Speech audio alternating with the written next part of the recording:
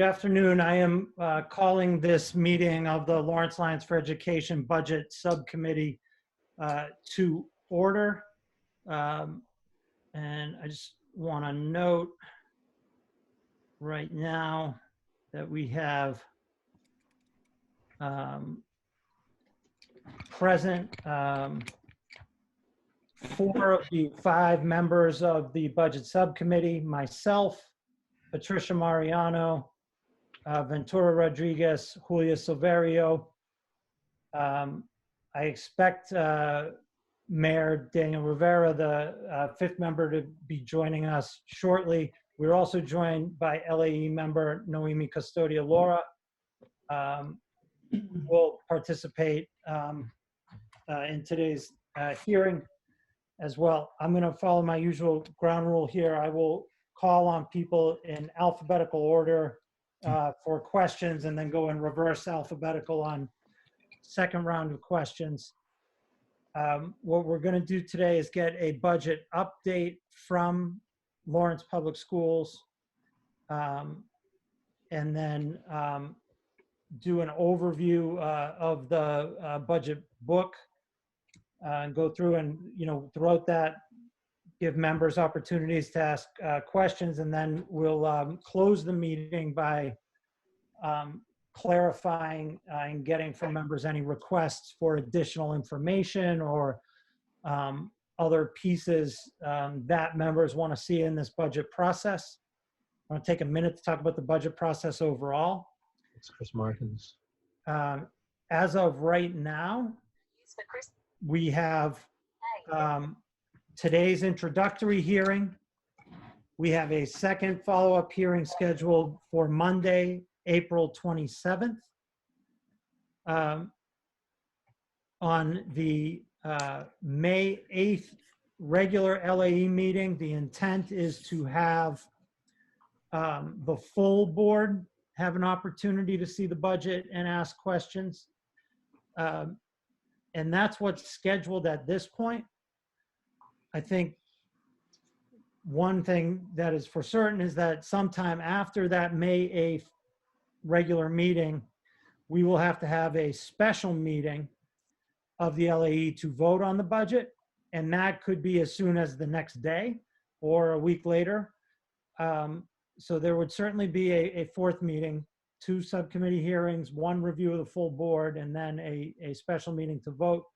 But based on the will of this subcommittee, the option of additional subcommittee meetings to review materials is certainly open. But I just want to present that as an overview of where we're heading here as LAE, as the LAE with this review of the budget.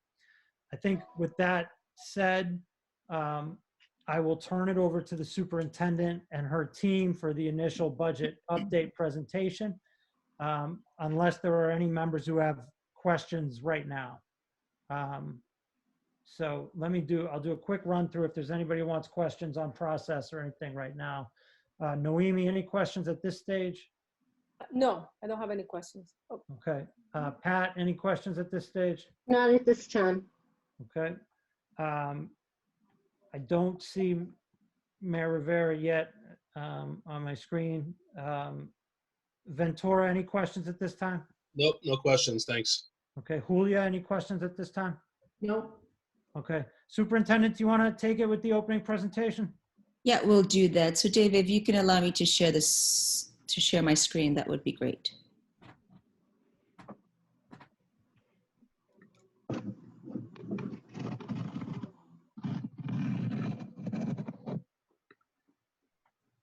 It's just going to take a minute for the screen sharing. I need to get permission here.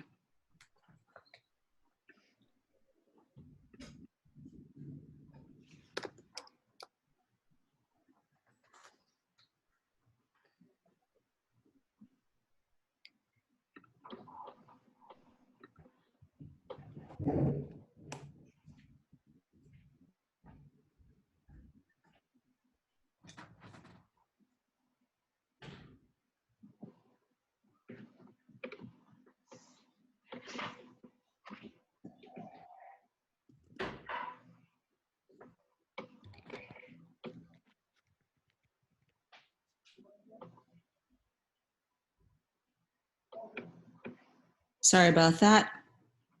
Here we go.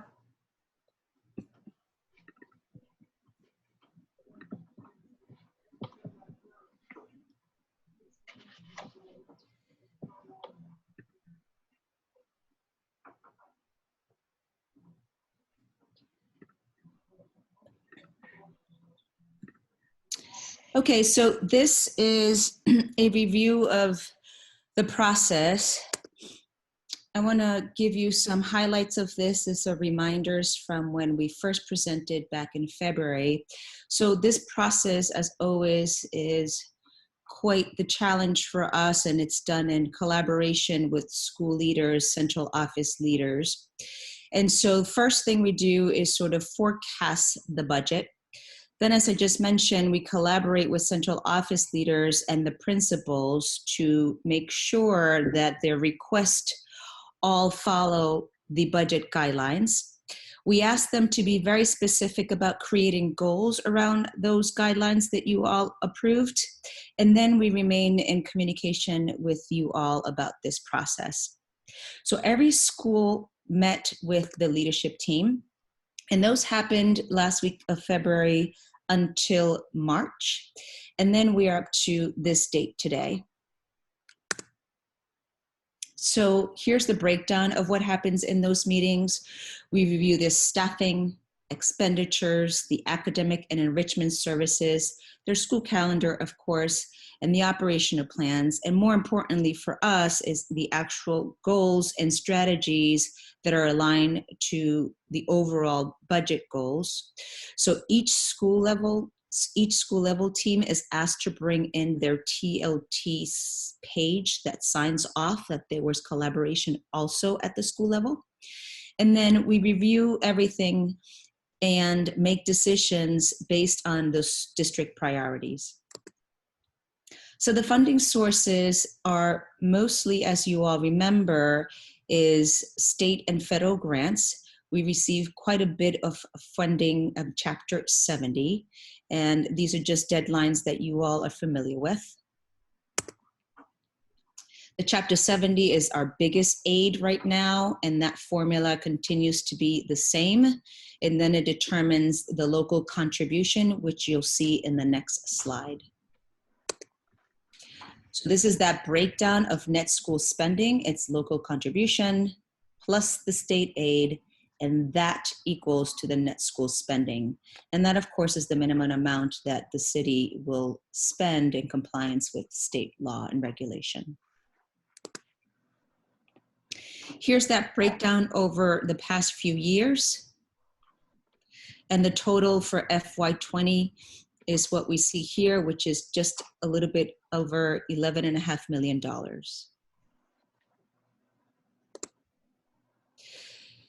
The breakdown of that is based on the governor's budget, which was passed early this winter in January. And here's what it looks like.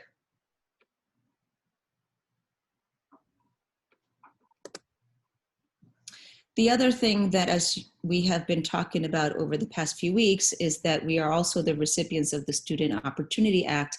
And as a reminder, this is a $1.5 billion investment that the state has made to schools, and we are required to submit a 3-year plan.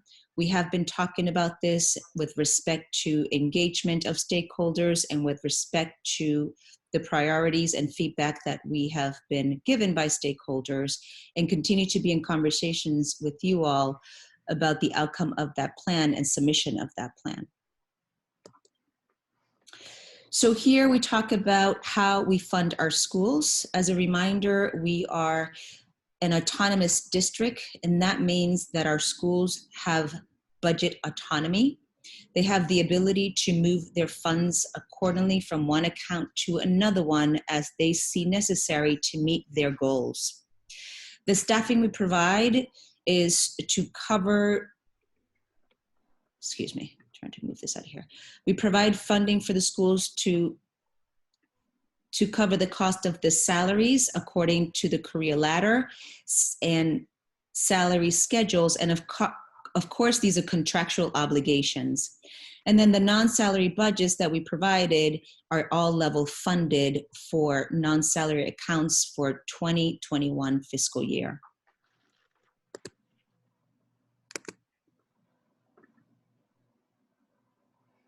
So what the budget request is, it is to maintain all existing staff positions and enrichments.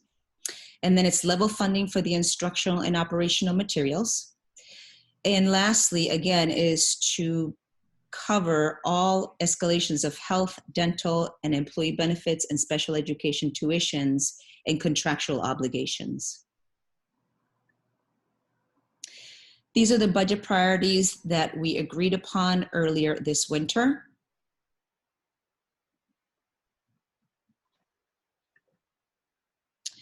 And I will take any questions, comments, or reactions to that overview before we move on with the budget book.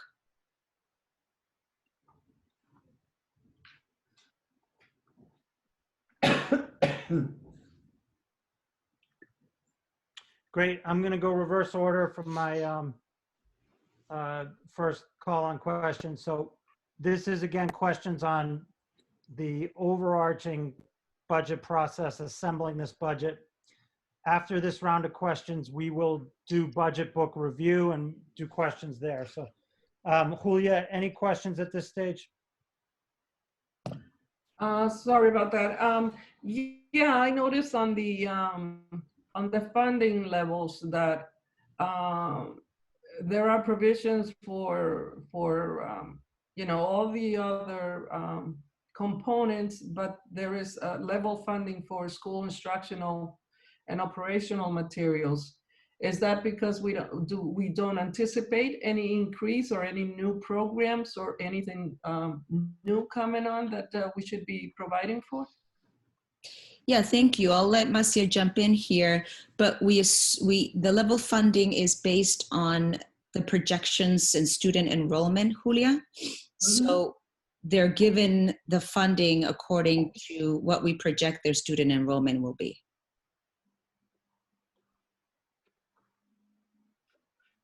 So we don't anticipate a large increase in student enrollment? We have some increases depending on the school per grade, per level. And we make allocations accordingly. So it'll depend based on the school and the enrollment. And we have slight increase in enrollment for some schools. Thank you. Ventura, questions? It's very much the same as Julia's, but I think we'll be able to get into it during the discussion of the actual budget book. Okay. Mayor Rivera, questions on just this update on budget construction?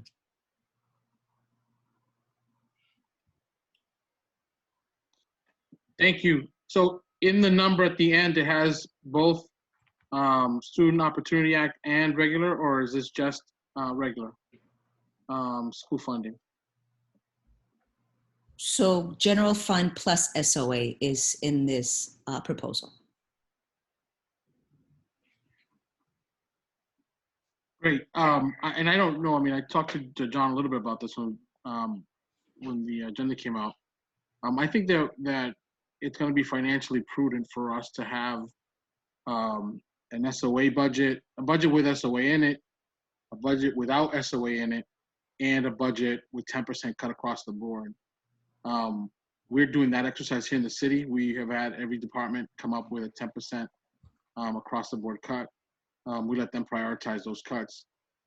So, you know, I think that when we get into the books, we're going to see some details, but I think it's going to be financially prudent for us to have on hand and prepared, you know, a plan to do a budget that funds the operations without SOA, one that funds it with SOAs you have before us, and one that does without SOA, but also, you know, prepares for a 10% cut across the board.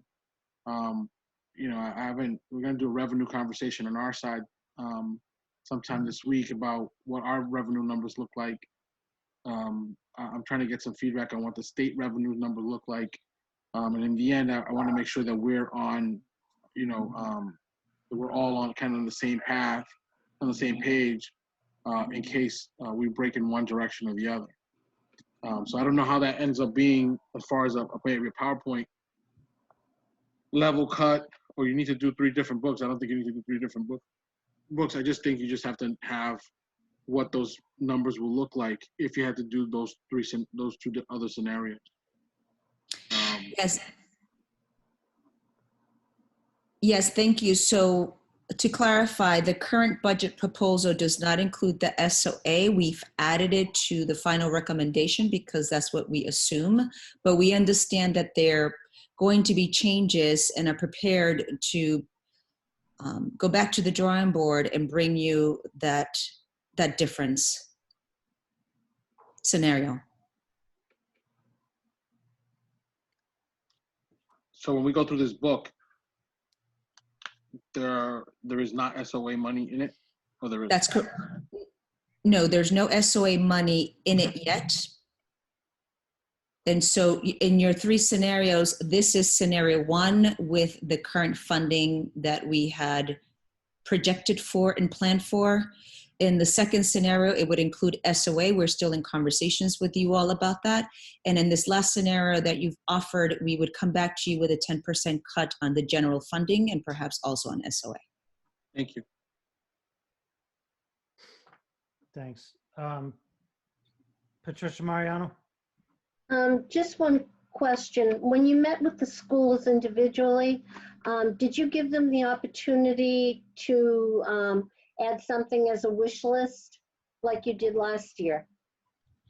This year, what we asked schools to do was to align themselves to the budget priorities, including my superintendent goals. And unless it was SOA specific, then that sort of wish list that we did last year was not discussed. We were very, very thoughtful about making sure that it had to align with the current priorities and it had to align with the guidelines of SOA because we don't have additional funding. Okay, thank you. Thanks. Noemi Custodio-Laura?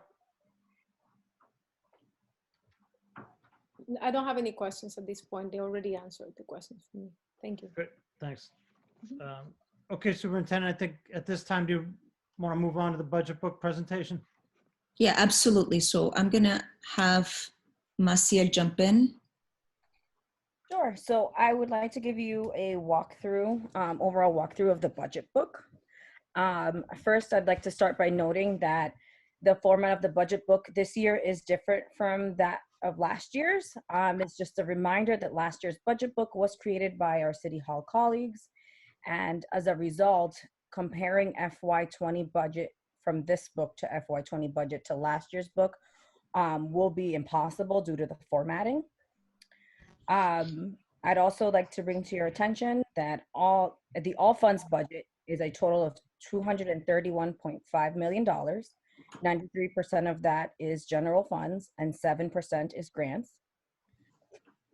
81% of our budget is comprised of salaries and contractual obligations, which include benefits.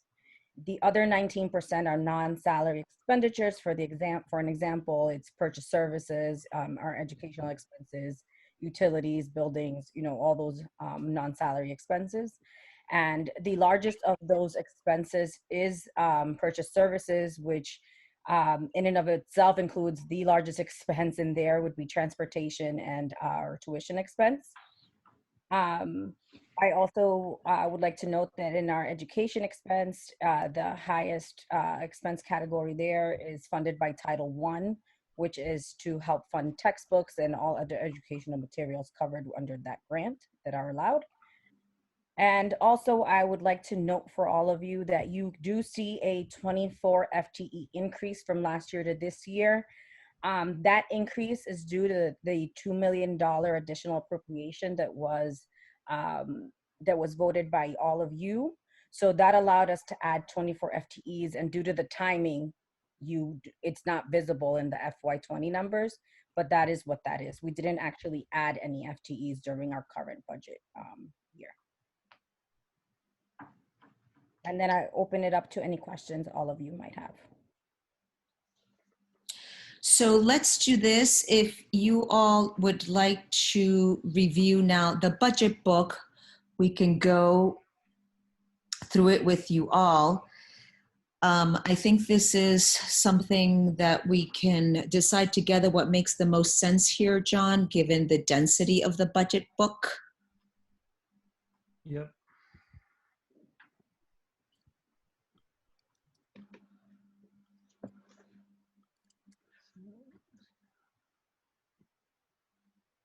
Yep. So, Can I ask a question real quick, John? yeah, Mayor. Just on Marcia's presentation, can you explain those last $2 million and the 24 FTE one more time? Sure. So last year there was an additional appropriation that was made of $2 million that was made after the budget book was created, and those Where do we get that money? You gave it to us. From the cities? Yes. So here, I can refresh your memory. What Mark, happened? they stole $2 million. So as a reminder, and this is what Pat Mariano was referring to with that wish list. So when we met with school leaders last year and in preparation for our meetings, we asked schools what they would need in order to meet those goals, and we called it a wish list. We came to you all with that wish list, which was a total of just over $2 million, and appealed to you all, went to City Council, and you all granted the additional funding. As a result, it was not in the book when we first talked about it. So my proposal here to the committee would be that we start on page 5 of the budget book, and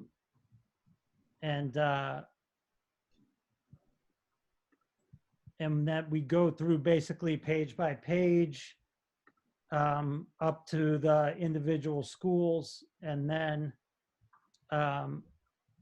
we can see where we are time-wise and maybe begin to look through individual schools today. But that we just begin on page 5 and go through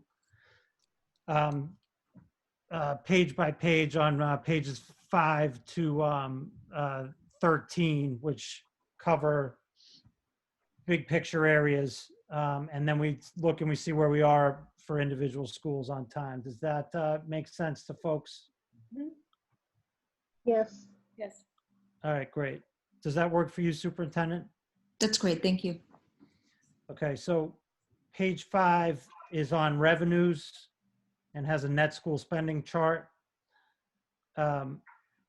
Superintendent, any, and that continues, by the way, revenues on page 6 and 7.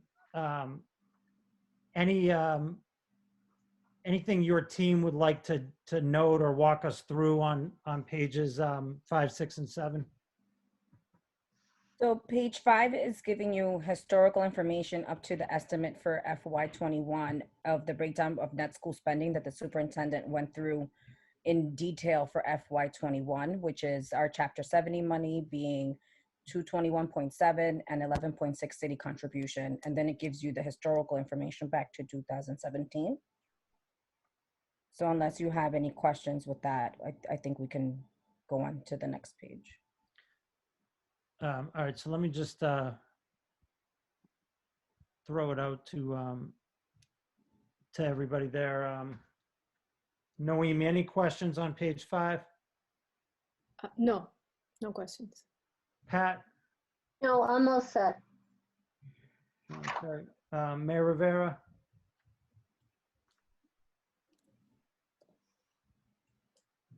I think your mute is on, Mayor.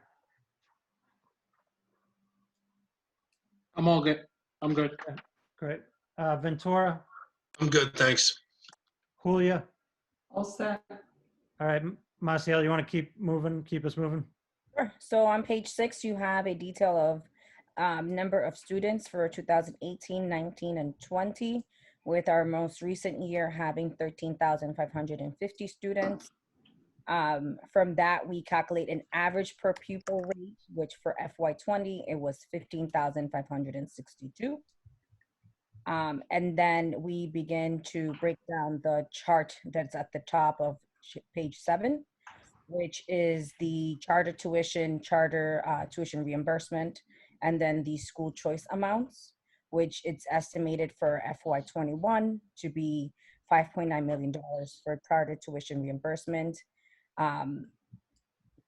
Then $31 million for charter tuition, the expense, and school choice to be about $400,000.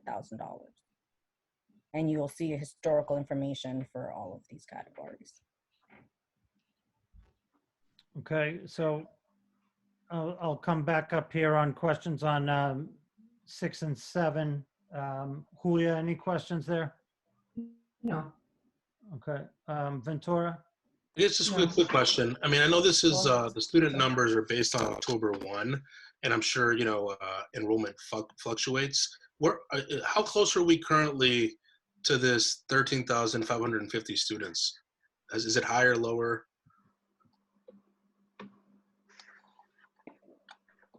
Let me have Denise jump in here. I think she did. I'll look it up while we're on the phone, but it's very close. Okay, great. Just, I know, again, some districts have like huge fluctuations, and just curious if this is something that, you know, swings by a couple hundred or more during the course of the year. So what I can do is I'll look it up and I'll put it in the chat for you all. Thank you. You're welcome. I'm good, John. Great, Mayor Rivera? I'm good. Okay, Patricia Mariano? All said, thank you. Noemi Custodia Laura? I'm all set. Thank you. All right, great. So moving on here, and Marcial, you tell me how you think this is best to present in terms of pages 8 and 9. Would that make sense? And then we'll go to expenditures. Yeah, I think that would work well. That way, if you have any questions in either of those pages, we have a moment to be able to address them. Okay, great. Can you walk us through anything you'd like to highlight or point out on 8 and 9? Sure. So page 8 will give you some historical information regarding requests that have been made. Our request this year is in line with what we're essentially not asking for any additional appropriation this year. You will see an asterisk there for additional requests that were made in prior years. So this year it's going to be straightforward, just the budget appropriation by what's allowed by city contribution and state. The next gives you a breakdown of federal versus state grants. So for FY21, it's estimated that we will have $1.5 million of one-time public grants and $13.9 million of reoccurring public grants. And then on the subsequent page, we start to give you a breakdown of what those one-time grants and recurring grants are. And then a total all funds budget for fiscal 21 is slated to be $231.5 million.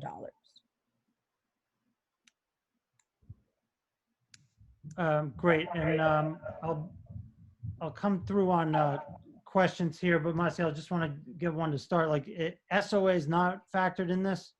So I know we asked that earlier. I'm just going to ask it again to be abundantly clear. Sure. So SOA is factored into the $216 million that's in there, and that's why you see a variance of $22 million. So there was a little increase, and then there was the $21 million increase, and then you see the slight decrease in grants. So it is included in the sense of like our overall summarizing numbers have everything complete.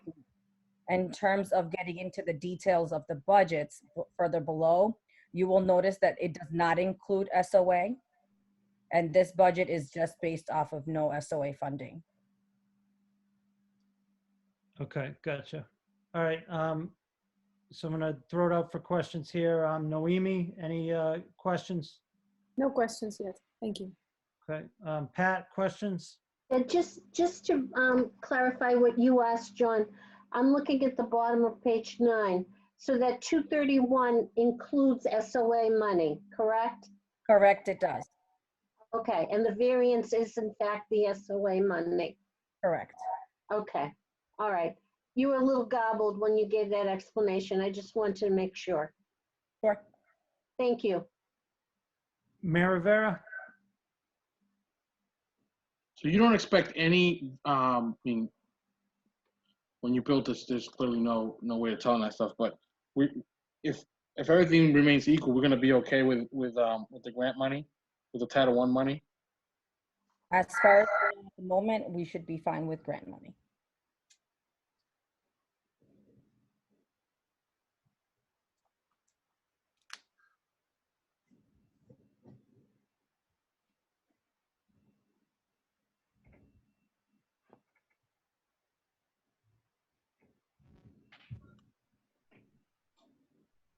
You have additional questions there, Mayor? Yeah, is the Title I connected to people? Is that why that's down? Is the number of students?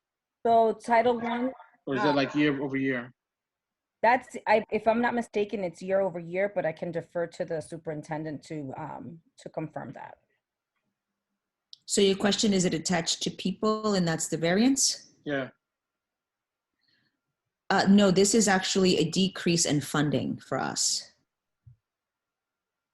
And if I could just say, we saw a decrease across the entire state. So this is money we get from the feds, and then we pass it through to schools. So essentially, so it's your fault, Ventura? our statewide allocation from the feds was lower this year. And honestly, this is a good plug for the census, because what we're told is that when you look at, like, you know, because again, this is a pot of money that is national that comes to us, and that our percentage of low income students apparently is lower than other parts of the country, and which is part of the decrease, which again, why the census is so important, because that's what they use to base, you know, decisions like Title I on. So the entire state allocation was just lower from the feds. Yeah, thanks for clarifying that. All right, so it's Ventura's fault. Okay, thank you. And speaking of Ventura, I just want to circle back with the information you requested, Ventura. Denise called it up, and we've got 13,719 students with the current enrollment. Thank you. You're welcome. Ventura, do you have questions on page 7 and 8? I don't know if this is a question, Mayor, that you were asking, but I guess, and again, we'll get into the details of it, but like when I look at, and Pat pointed this out, the variance from 20 to 21 is essentially the SOA dollars, as far as I can tell.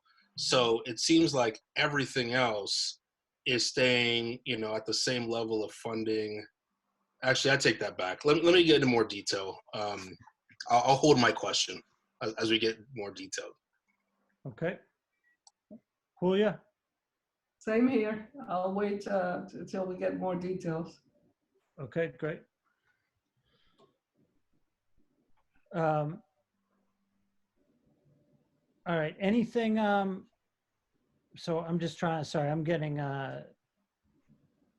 just, John, I just want, yeah, Pat, I just have one clarifying question for Marcial. I was looking at page 9 and those one-time grants, that middle section. Do you see where I'm?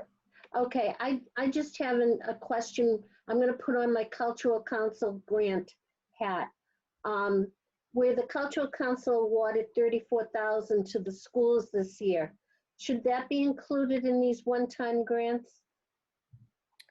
And I didn't deviate from what was always included in these grants. So I kind of took note from what was, you know, what was there previously. I can definitely, and I followed suit with including those one-time grants based off of what was included in before. But that's an update we can easily make to this. Okay, thank you. No problem. great. All right, Marcial, do you want to move to expenditures? Sure. Great. So in page 10, you will start to see now that your FY20 versus your FY21 all funds budget. You will see this broken down once again further below, and the breakdown that you'll see subsequent will match more of what the Lawrence Public Schools District breakout also looks like. So I'm not gonna gloss over this on purpose. It's just because we're gonna see it 2 more times additionally below. So unless you have questions in regards to this at the moment, my guess is we can answer them also when it pops up another 2 more times. All right, why don't you keep going then? Sure. The next page has enrollment trends. So unless you guys have any questions in regards to this, these 2 charts, I can keep going to page 12. So page 12 just gives you an overview of school profiles and central office-based services. And then on page 13, we start to go into the district overview of expenses. So at this point, I'd like to open it up to any questions that you all might have. All right, so big picture questions on expenditures over these pages, Julia? No, that's on page 13. We're on page 13 now, yes. But that is on an enrollment. No, page 13 actually should have, I'm hoping we're all on the same document. It should have the Lawrence Public School District-wide budget information. No, I don't have that page. My page 13 is still showing total enrollment. Same thing with me. Okay, hang on. I will send you a new link right away. A new link was sent Can earlier. you add me that? Can you add me to that? Of course. Yeah, I had issues with that one too, John. I had to request it from Joan several times in order to get this. Yeah. Okay. Sure. Hang The on. format wasn't opening, is that the? No, I think that It didn't include the book. It did not include the book in the first couple of links that were sent. Okay, gotcha. And then the one that was sent includes this one, but it doesn't seem to match what you guys are looking at. yeah, it's almost like it shift like one page. So, yeah. All right, here it comes. I will resend to you all right now. You'll Okay. see the link. Yep. Thank you.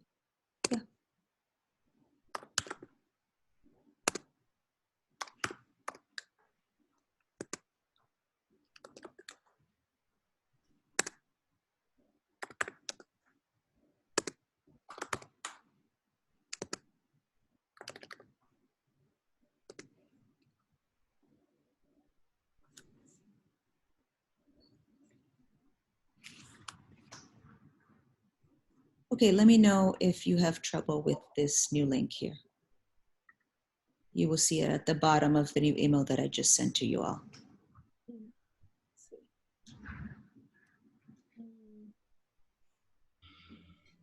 So you just send it in an email? Uh-huh. Okay. Well, let me see.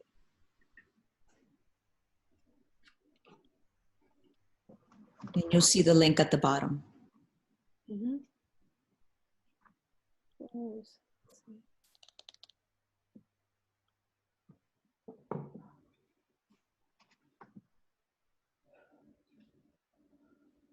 We're going back to page 12.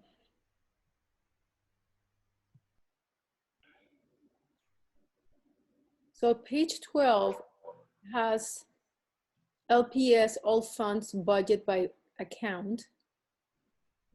And then the next page, which is page 13, it says total enrollment by year. Is that the correct one? So, Go ahead, Mas.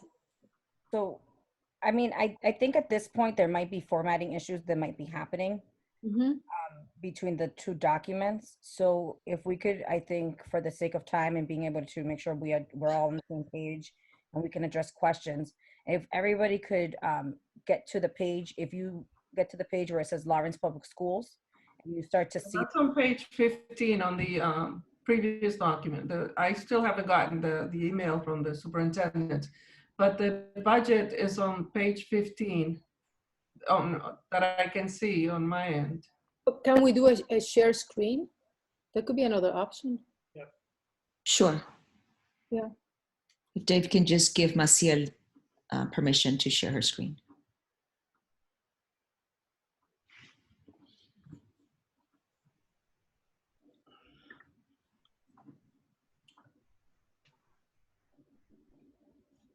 Can everyone see my screen? Yep, Yeah. we can see it. Yeah. So this is the page I was referring to that gives us the overall budget. And this is where you're able to see that for an all funds inclusion, it only, We can't see it, Maciel. oh, We just see Yeah. the screen. You got to click on your document. is it visible now? No. You're visible now. I'm trying to see. So you probably have to open your document. Is it open in your on your screen? It is, I'm looking right at it. I'm hoping now it works. Oh, Because it says sharing on the top of my screen, so. I think Kinnan is sending a message saying Dave needs to stop his screen share and then let. There you go. there we go. Perfect. Okay, so now is Got it. everybody able to see? Got it. Okay. Thank you. Okay, perfect. Okay. So this is the page I was referring to that has the overall budget right on it. Mhm. And this is where I think we've all been waiting for to get to questions. So I'm just, give me 1 second. So you've got it on the share screen. And if you have your own document open, regardless if the pages aren't aligned, we're talking about this expenditure overview and questions relative to pages that run from the account summary through the enrollment to the Lawrence, heading Lawrence Public Schools that's on your screen right now. Questions around those pieces on expenditure overview. Julia, do you have any questions at this point? No, Okay. no, I don't. Ventura? Not at this time, no. Okay, Mayor Rivera? Yeah, not at this high level. Okay. Pat? Yes, I have a question. In the staffing, I noticed the therapists and assistants were decreasing by 1. I think in the past, we've talked about the issue of not having a sufficient number of therapists to cover the district. And, you know, in some cases, there's been compensatory services offered to parents. What kind of therapist is being, particularly speech, what kind of therapist is being eliminated in FY21? So Pat, that is going to be a question that I'll have to note and get back to you. Okay. I should also say, Pat, we share your concern, and as a result of that is why the SOA funding is critical to the district, because we have added significant mental health and behavioral health staffing under SOA. And that is a huge concern for me starting the school year. And I understand the uncertainty of the SOA funds. However, we're starting, you know, the school year in a case like this down a therapist where we don't know what the needs of the kids coming back is, you know, will be.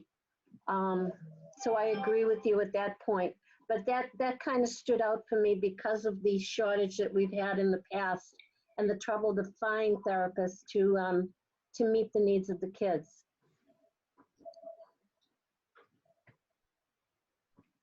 I'm all set, John. Great. Noemi? I don't have any questions at this point. Thank you. Right. Um,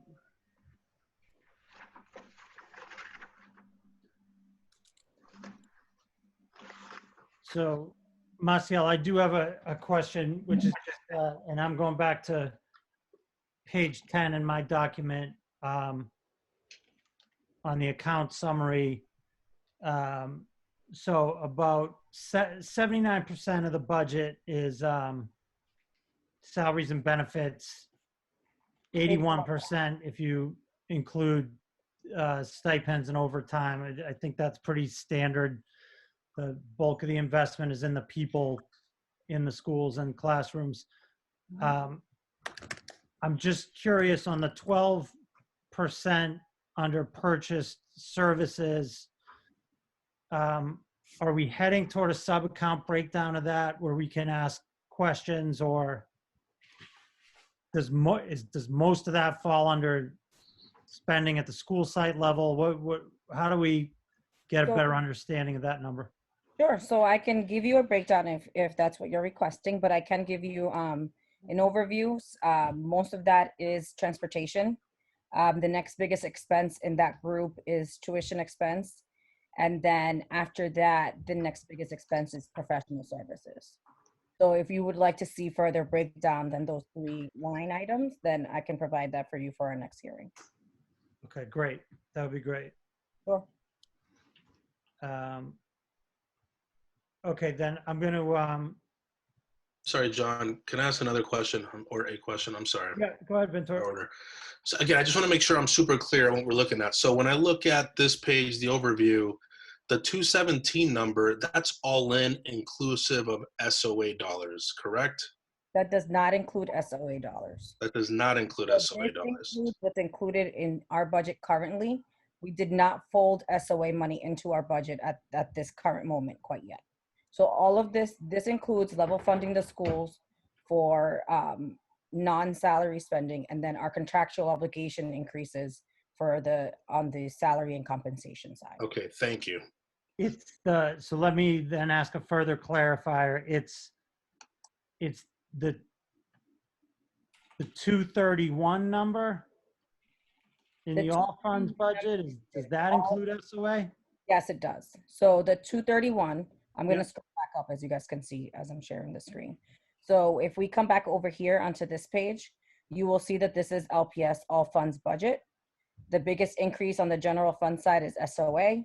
Then there was a slight decrease in grants, and that gives us a total of the 231.5. Yep. But currently in this budget right now, we only have increases for contractual obligations and level funding. So it's essentially, we level service funded. So we increased everything that we contractually had to increase, and then level funded everything else. All right, so tell me if what I say right now reflects an accurate summary. We're at roughly 13,500 students on projected enrollment. We have a level funded request in at 217 million. That does not include SOA. When we build SOA into the assumption, we're at 231.5 million. Correct. Great, thank you. Really appreciate it. And the reason that's not an even trade-off, I just want to clarify, if you try to just crunch the numbers, is because the 217 does include grant funding. So it's grant funded, including local. So if you try to simply subtract the two, they may not total out to exactly SOA money, and that is the reason. Great. I want to ask, and this is really helpful the way it's presented. I just trying to make clarifications here, just make sure I've got an understanding of it. And I think as other members, our questions are similar. So then just another clarification here. When I go to my page 13, with the heading Lawrence Public Schools,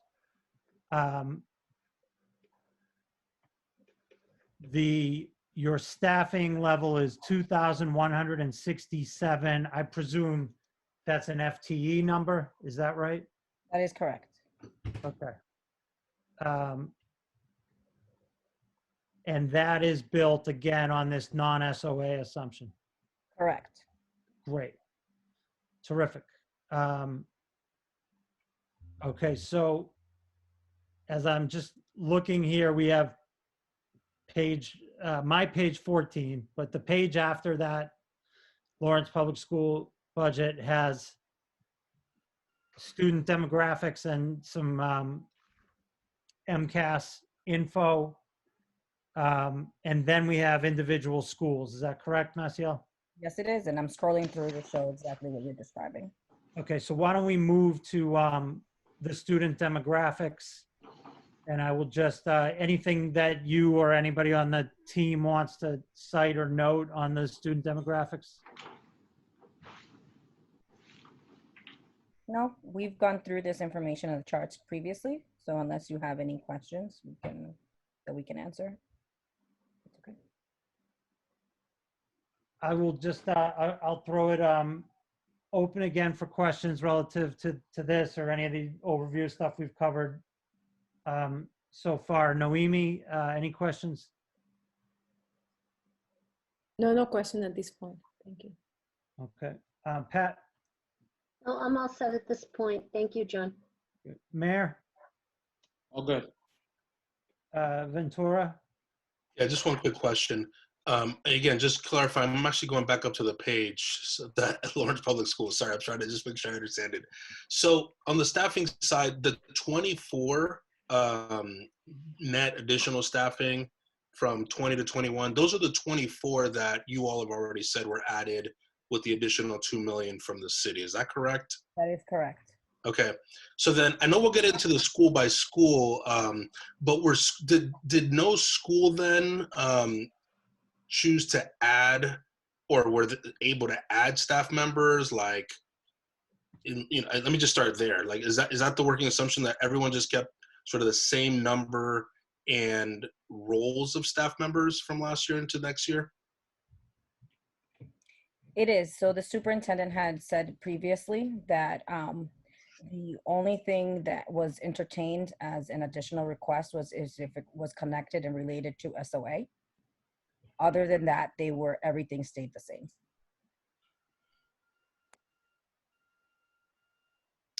Okay, and then so some of the changes to the staffing categories, it's clerks or tutors, fellows, things like that.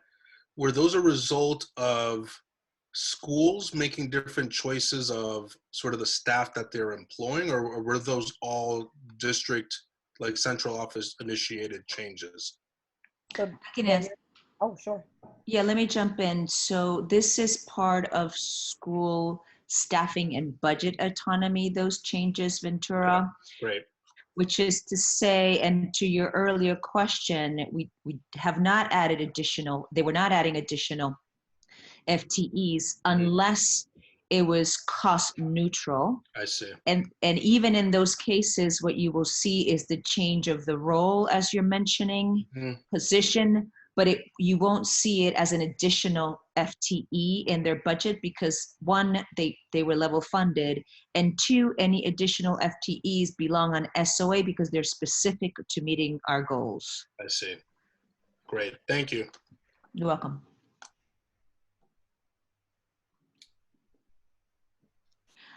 One second. Go ahead, Mary. Jump in.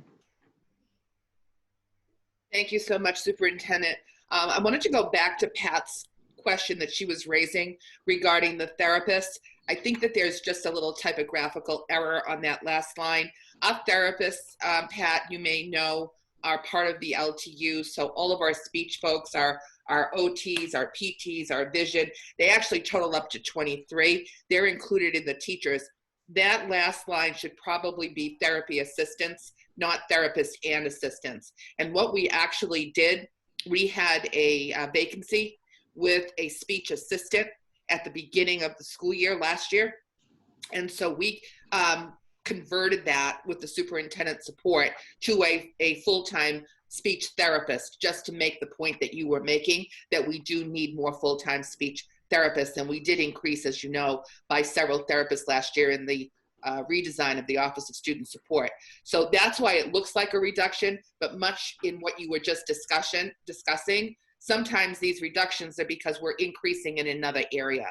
And that's exactly what we did in speech. So I hope that gives you a little more context, and we'll just fix that typo there, that's just looking at our therapy assistants, not our full-time therapists. Thank you, Mary. I appreciate that. No problem. Great.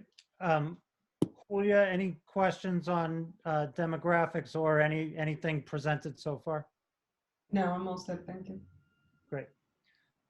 Okay, so at this time, we'll move to school by school. My proposal would be, given that we have about 66 pages here. Sorry, I've got that looking on my version. Well, actually, let me do this really simply. How many schools and do we have here before we get to central office? All the schools are listed before we get to So we've got okay, great. And sorry, my pages are flipping here on this formatting. Okay, so why don't we get as far as, let me just throw this open to the committee because we can do this either way.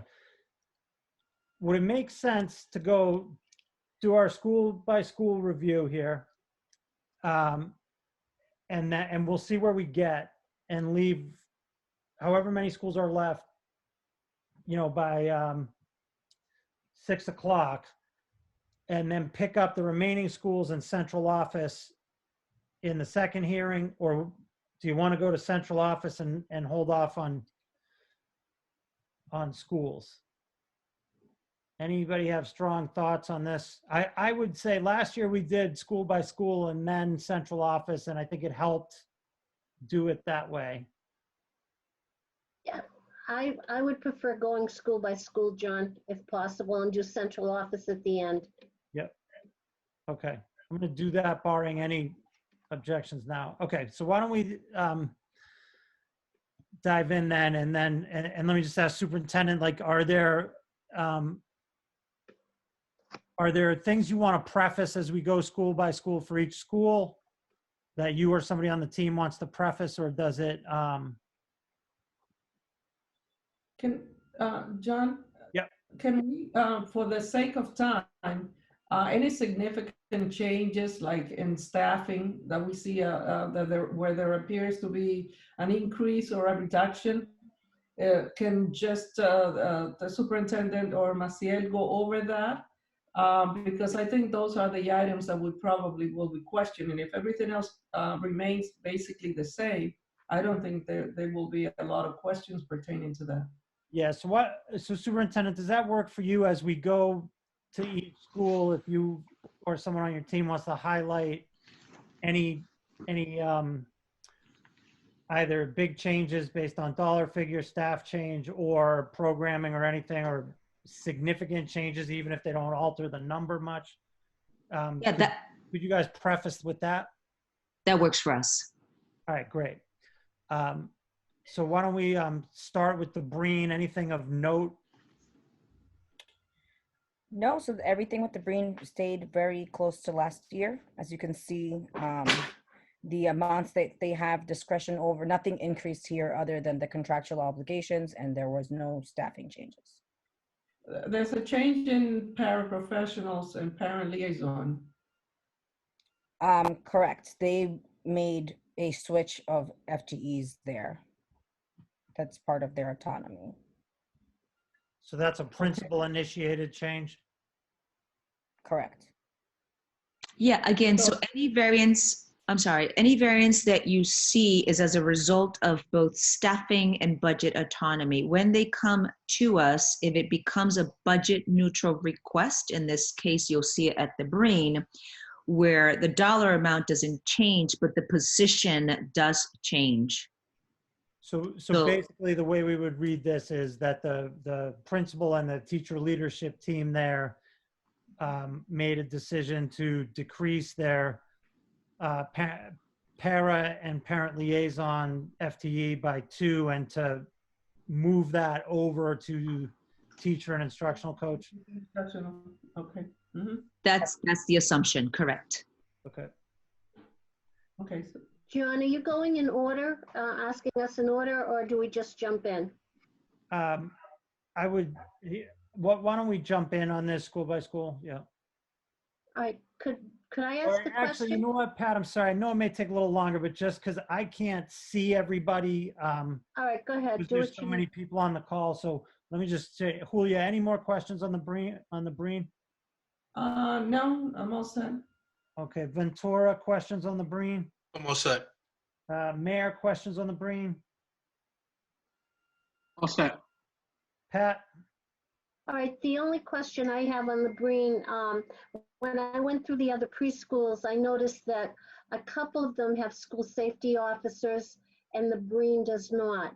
And I believe there's one other school, when we get to it, I have it highlighted. And is there any reason why the Breen has opted not to have a school safety officer, where I believe that's probably the largest preschool, if I'm not mistaken, with 304, or maybe the Hennessy is larger. But that would have been my question of the principal, why she has opted not to have a school safety officer.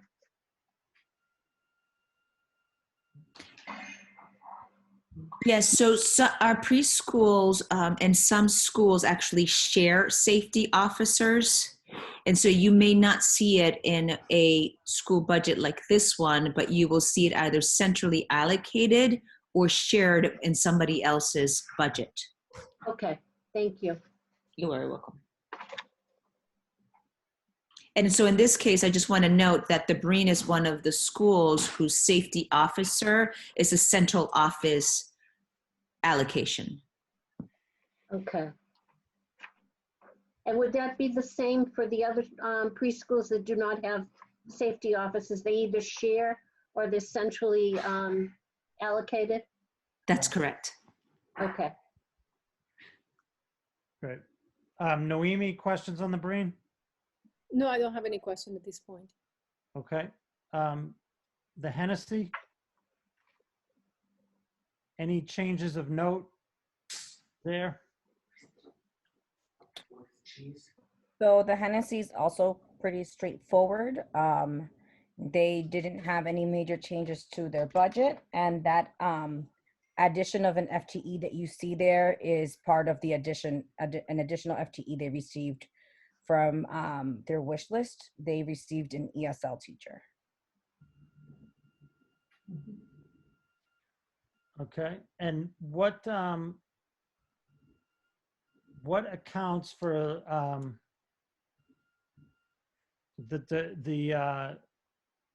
the drop on purchase services, utilities, and maintenance and operating? Like, they've all decreased from FY20 to FY21? Sure, so that's something I can dig into further detail with them and see. I do know that their leases kind of remain the same for copier and things of that nature. So I'd have to actually look into exactly what's causing all of the decreases in those three categories. Okay, great. So go in reverse order here. Noemi, questions on the Hennessy? No questions. Great. Pat, questions on the Hennessy? Yeah, I had the same questions you asked, John, and as well as the educational expenses that went up 37,000. What does that include? So she actually, if you can see just from the movement of the cash, this principal reallocated her money differently. I can look into and make sure that I can tell you exactly what she reallocated differently from one year to the next in each category. She shifted money. She shifted $37,000 from these other individual categories down into educational expenses. Okay. Mayor, any questions? On the Hennessy. No, all set. Okay, Ventura, Hennessy questions? Nope, all set, thanks. Julia, Hennessy questions? No, thank you. Okay, great. And I just want to offer just commentary that I would love to get the clarification on the movement there, and it looks obviously like money was shifted from those first 3 accounts so that the principal could spend on the educational expenses. Like, would love to have that knowledge, but for me, like, as a big fan of the open architecture, like, I'm glad to see these things. I want to get an understanding of like why principals make these decisions, because I just think it's interesting and good for us to know why. But like, fundamentally, like, I'm glad principals have this kind of autonomy to make these decisions, and hopefully they're doing them in consultation with their teacher leadership teams. So I'll be curious just to sort of understand this one as an example of the autonomies at work. All right, I'm going to move on to Lawler EEC. Anything of note there? No, so the Lawler is again pretty straightforward. This principal decided to shift some money along her lines to redistribute a little bit differently. You see an increase in FTE there, and they also received an FTE from the funding last year.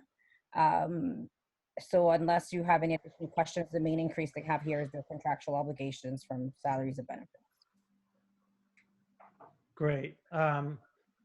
Julia, questions on the Lawler? All set.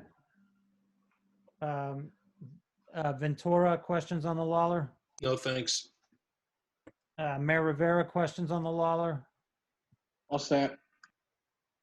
Pat, Lawler, All set. Noemi? All set too. Okay, great. Moving to Lawrence Family Early Ed. Anything of note there? Sure. So the biggest thing you're going to note in this school that you're seeing some major shifting on is, in addition to the shifting of her own budget line items, there is also their rent, which is going on year 4. So the city is picking up that rental expense, which is the majority of that decrease that you're seeing in the $290,000 decrease. So that's their biggest shift that they had. Other than that, everything else pretty much stayed the same. Okay. Noemi, questions on Lawrence Family Early Ed? No questions at this point. Okay, Pat? No, I had questioned that big decrease in the operating, but thank you for the explanation. Mayor Rivera? All set. Ventura? All set, thanks. Julia? Thank you. I'm all set. Okay, great. The Rollins? Anything of note there? Nope, there is nothing of note here, other than, you know, they had their budget stayed the same. They had a decrease in their salary line, which is in connection with the decrease in their staffing. So it's all connected. And Okay, gotcha. So okay, so is that to say that like the -5 FTE salary-wise allowed for +3 on teachers and instructional coaches?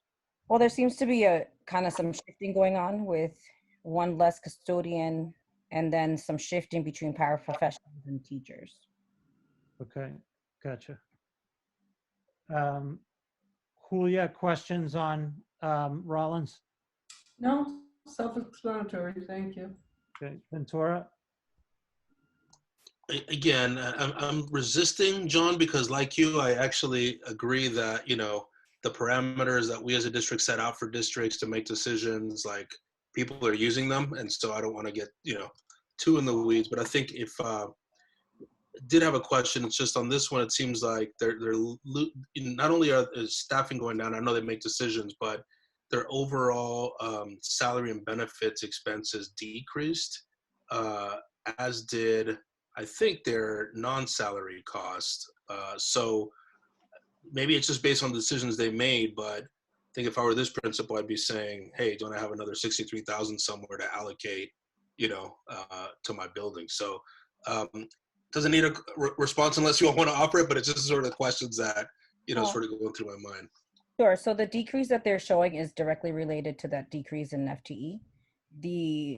She shifted $1,500 up from non-salary up to her stipend. So that's what's giving the illusion.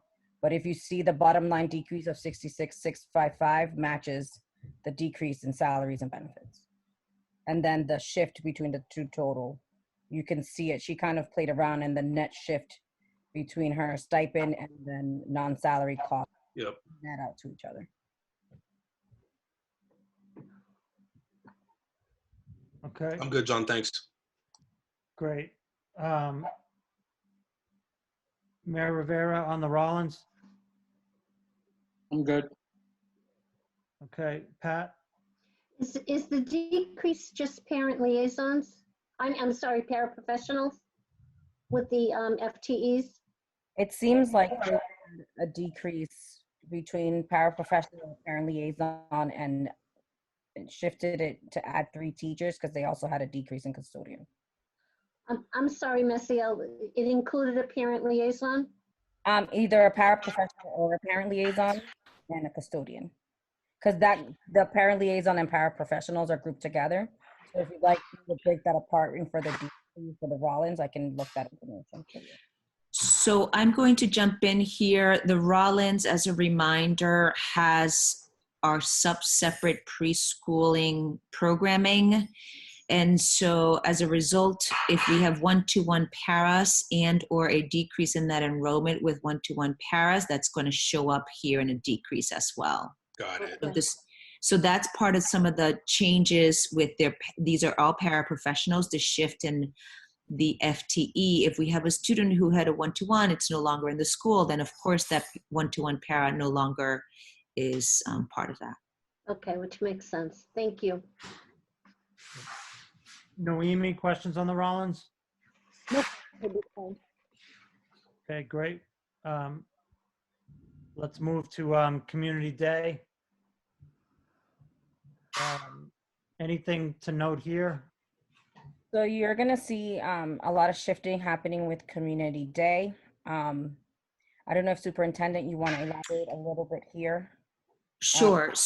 Yep. So Community Day, as a reminder, is going to be transitioning back to the district. Our EML community group finished their contract, and so this is a transition year. And they have a proposal that includes some efficiencies with the campus, which will also include Arlington Middle. A lot of their proposals are cost neutral and some require additional funding. So those are part of SOA, and then some are just cost neutral. But this example that you see on the tutors and fellows is because they couldn't afford that. So there you see a variance on the right-hand side, the -1. The current model for CDA allows for a teacher fellow and a certified teacher in each classroom. That is the model. Their proposal when they transition is to keep that model. But of course, that's all pending on funding availability. Gotcha. Okay. Noemi, questions on Community Day? No questions at this point. Pat? No, thank you. Mayor Rivera? All set. Ventura? All set. Thanks. Julia? All set, thank you. Okay. The Frost Elementary? Anything there to note? Nope. So the Frost Elementary has nothing major happening in their budget, and their FTE changes are related to, oh, why did my sharing stop? That's weird. Yeah. Did it start again? Yeah, Yeah. you're back.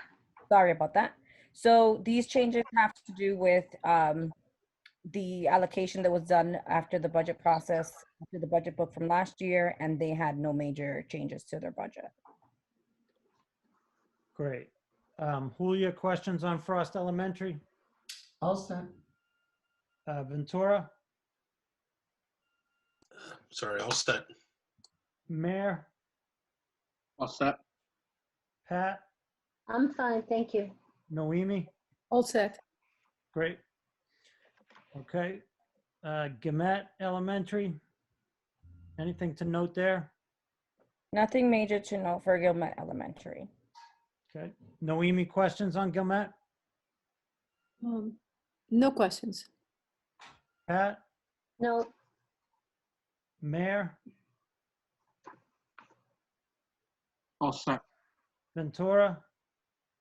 Just curious if you know the change in stipends, like what's driving that? Sure. So this school is heavily funded by a lot of grant funding. So as grant funding changes, so will the landscape of the school. But in terms of their local funding, it all stayed the same. So if you would like, I can dig into further detail and see if that was just less stipend money available in the grant for them. I'll get that for you for the next hearing. Yep, fine, thank you. That's it. Great. Julia, questions on the Gumet? No, I'm all set, thank you. Great. Okay. LAE? Anything of note?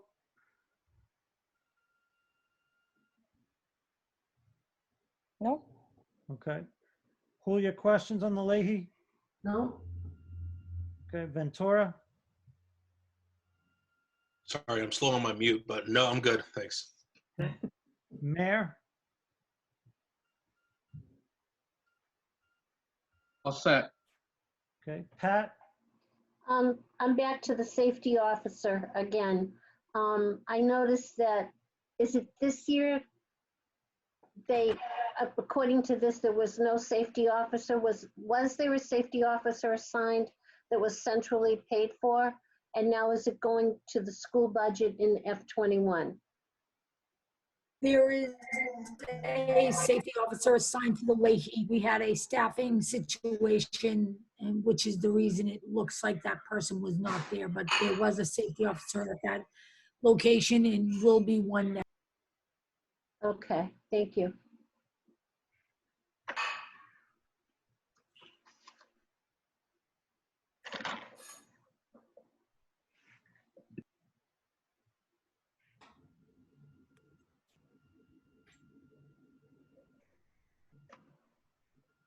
Sorry, I muted myself. Noemi, questions on the LAE? No questions. Okay. Let's move to Oliver Partnership. Anything to note there on the district side?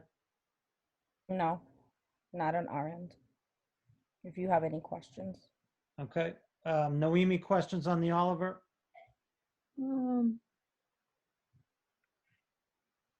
No questions. Okay. Pat? No, nothing right now, thank you. Okay. Mayor Rivera? All set. Ventura? All set, thanks. Julia? I do have a question on this one. It appears that we lost 3 positions here, but they were not replaced as in some of the other cases. Is that why the reduction? So the changes in the positions at this school is something I'd have to look into unless superintendent, you have insight to. Yes, so one of the things that's happening here, these are FY from last year. And then the other thing that happens is back to my comment earlier of one-to-one paras, and you'll see that when it's under the paraprofessional list. So if a student under their IEP has been assigned with a one-to-one para, if that student moves and to another school, to a different district, then that allocation no longer belongs to the school. The other thing that you should note is that post-budget, This school received additional allocations and supports in the form of behavior therapist. We added a additional classroom to support the first grade cohort. So those are things that are also noted here in this budget. Thank you.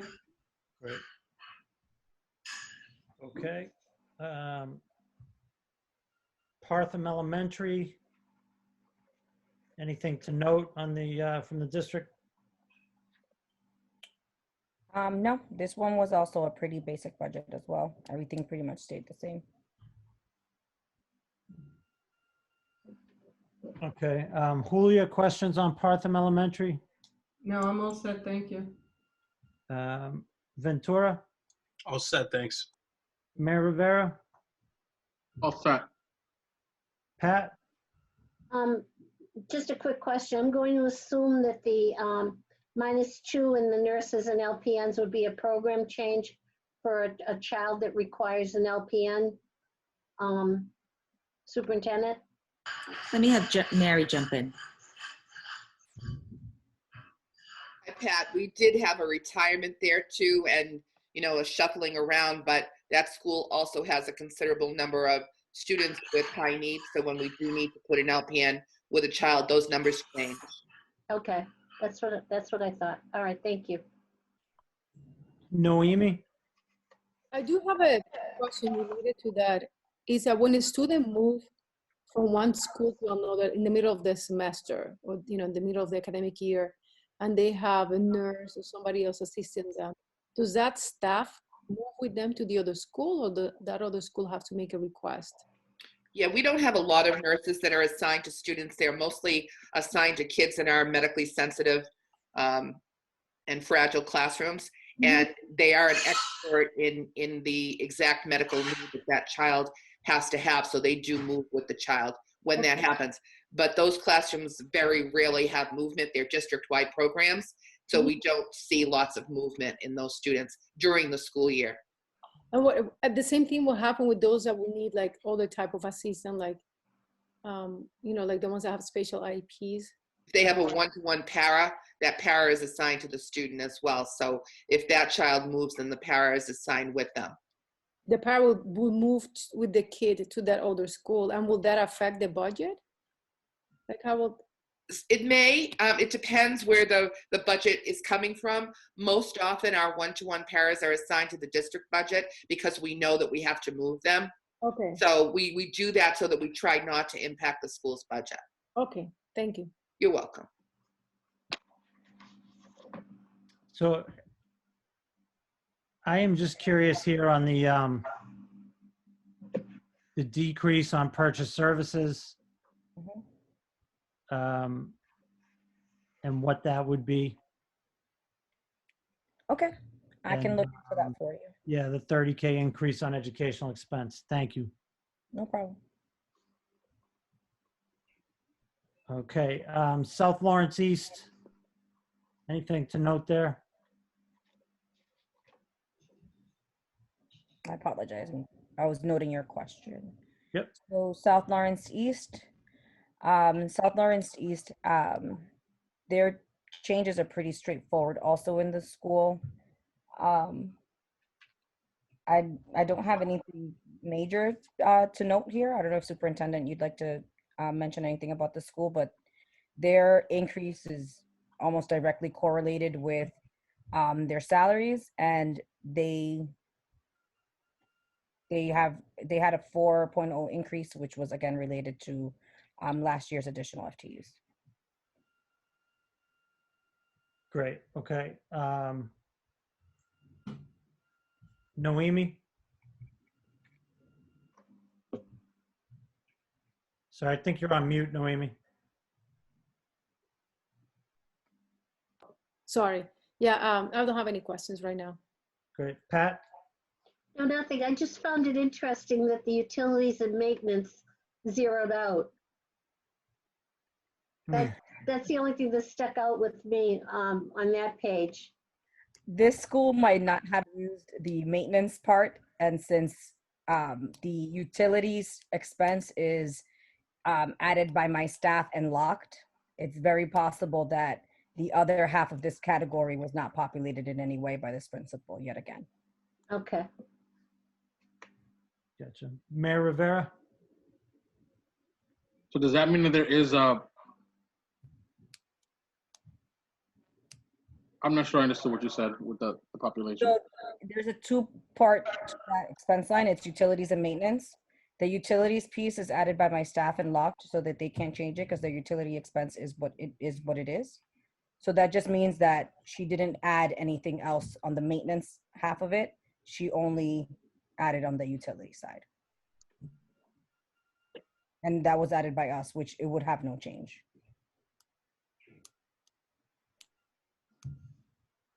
Does that help? Perfect. Okay, Ventura? And just confirming, is that the only area that's added centrally, the utilities, or are there others in here that are similar? All of their staffing is also added centrally. Oh, okay, great. Thank you. No other questions on this one. Okay, Julia? All set. Great. All right, tar box? Anything of note there? No? Okay, Julia, questions on the tar box? Nope. Ventura? Nope. And Mayor Rivera? All set. Pat? All set. Noemi? All set. Great. Okay. Arlington Middle? Anything of note here on the district side? No. Okay, Noemi, questions on Arlington Middle? Let's see. No questions. Pat? No, I'm all set. Thank you. Okay, Mayor Rivera? No questions. Ventura? Just confirming that the 3 additional FTEs, were those from the 24 from last year? Correct. Okay. And then, yeah, okay. I guess just a comment, and again, I'm just running this through my head as I'm looking at these. Salary and benefits make sense. Utilities make sense. It's central. You guys are just looking at, salaries and what it takes to level fund that for next year. But then in cases like this, where like purchase services, operating expenses are funds that the school controls, when I look at decreases just in those two, like it just makes me wonder, again, if I'm a principal, I'd be saying I have $8,000 to reallocate somewhere. Salaries are pretty much level funded, so I don't have much to do with that. I see an increase on stipends, so maybe that principal is moving $8,000 to there. So I'm, again, as a principal, I'm just trying to think through like the things that are in my control. Like I would just be continuing to advocate that I can use them in other places in the budget. So Sure. for this one, it's not that important to know all in the weeds of did the 8 move up there, but maybe if there's like a higher level comment related to how that happens now or later, that would just be helpful to me. Sure. So a little bit of insight, Arlington Middle does receive grant funding as well. So that has to do with the shift, but I can also confirm that for you for the next year. They actually, if I can jump in, Marcia, this is Mary. They moved into a new designation with their grant, and then we were required to reduce the grant amount was reduced by 15% this year. So that made they had to make some shifts. Got it. That helps. Thank you. You're welcome. Thank you, Mary. Great. Mayor Rivera? No question. Okay, Pat? All set. Noemi? All set. Great. All right, Frost Middle? Actually, John, Yep, Mayor? before we go to Frost, we're fixing the HVAC at the Arlington Middle. And this is, I guess, is not just an Arlington Middle question, but across the board. Has there been an allocation for the new systems that we have in place? We have a new roof at the old high school. Maybe that's not one of those things, but is there some type of money been put in for some of these new systems for maintenance in general, and maybe some other part, maybe not at the school level, but we got new windows coming in and some HVAC stuff all across the district. Just wondering if that's taken into account in this budget. So, Mayor, I believe the budget for those types of expenses you will see under the facilities central office department. Okay, thanks.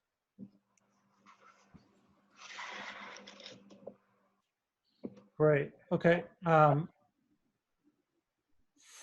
Frost, anything to note there on LPS side? No, I think their budget is pretty straightforward. Okay. Apologies to LAE, I forget which side of the order I'm on, but I'm going to guess Julia. Julia, any questions on Frost Middle? No, I'm all set. Thank you, John. Okay, Ventura, All set. Mayor Rivera, All set. Pat? I just noticed a decrease in administration. What is the change happening there? I can look into it and see what changed, but it seems like he might have changed an admin position and a paraprofessional or liaison position for 2 teachers. I'm sorry, Miss L, you were kind of garbled. One more time? I will look into it to get you a little bit more specific of a response, but just from seeing the ins and outs, it seems like there was a change under the paraprofessional parent liaison and principals and administrators, which could be a clerk, over into 2 teachers or coaches. Okay, But I can look and see what the actual change was. I appreciate that. Thank you. No problem. Noemi, Frost Middle? No questions. Okay, great. All right, Gemet Middle? Anything of note there, LPS? No. Okay, Noemi, questions on Gilmet Middle? No questions. Pat? All set. Mayor Rivera? All set. Ventura? All set, thanks. Julia? All set. Thank you. Okay, I'm just curious on this one where was the 45,000 decrease on stipends basically, well, I guess, Whoever's cooking, can I have a plate? Lo están fregando, I know. Where's the food coming from? You can come here to do dishes too, I guess I'm just trying to piece together on Gilmet Middle here, like, so I see 45,000 decrease on stipends, but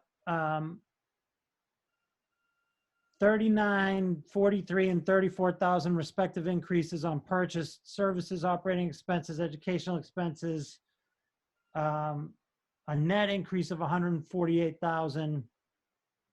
But it's not all attributable to like salaries and benefits and step increases there. Like what Sure.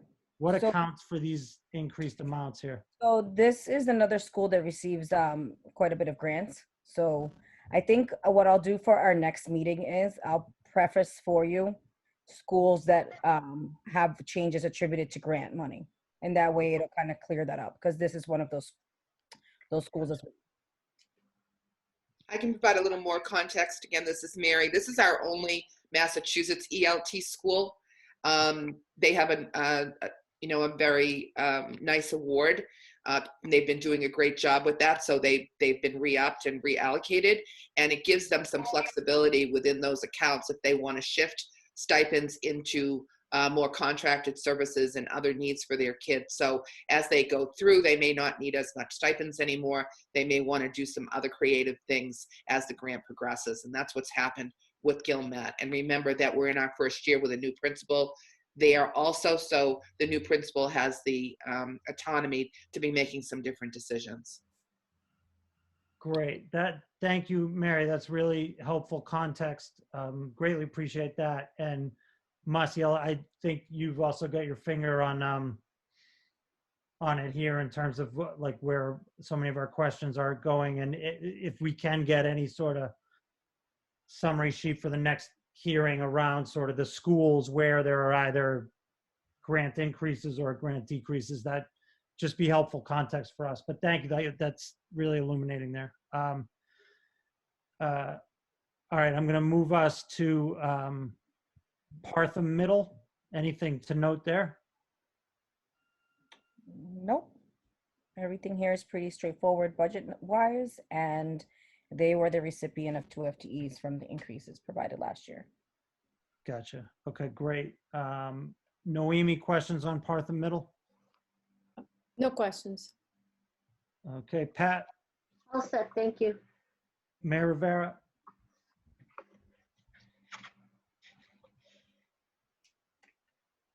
All set. great. Ventura, No questions, thanks. Julia, I'm all set, thanks. okay. Spark Academy, anything of note there? No, it's the same story as usual. Their budget is pretty straightforward. As you can see, their increases directly correlated with salaries and benefits, and their FTE increase has to do with those positions allocated last year. Okay. All right. Julia, questions on Spark Academy? No, I'm all set, thanks. Ventura, All set. Mayor Rivera, All set. Pat, Just this decrease in support staff and exempt. Can you clarify for me, what is an exempt employee? Is that someone who's not in the union? And what specifically is that person's role in the school? So exempt would be someone who is not in the union, and I would have to get you the specifics of that for the next meeting unless another staff member of our leadership team can provide insight. Typically, Pat, the exempt employees are, could be an operations person, could be someone in the office doing some not clerical or not parent liaisons, but some other responsibilities there. And they have had a resignation in that area. So then, in other words, an exempt employee really doesn't have direct contact with kids?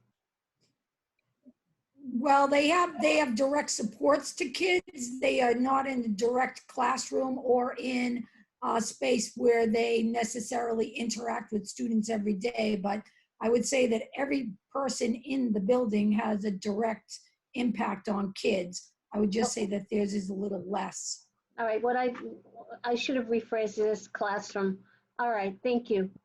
You're correct. It's not classroom based. Not classroom based. That's correct. okay. Noemi, questions on Spark Academy? No questions at this point. Okay, great.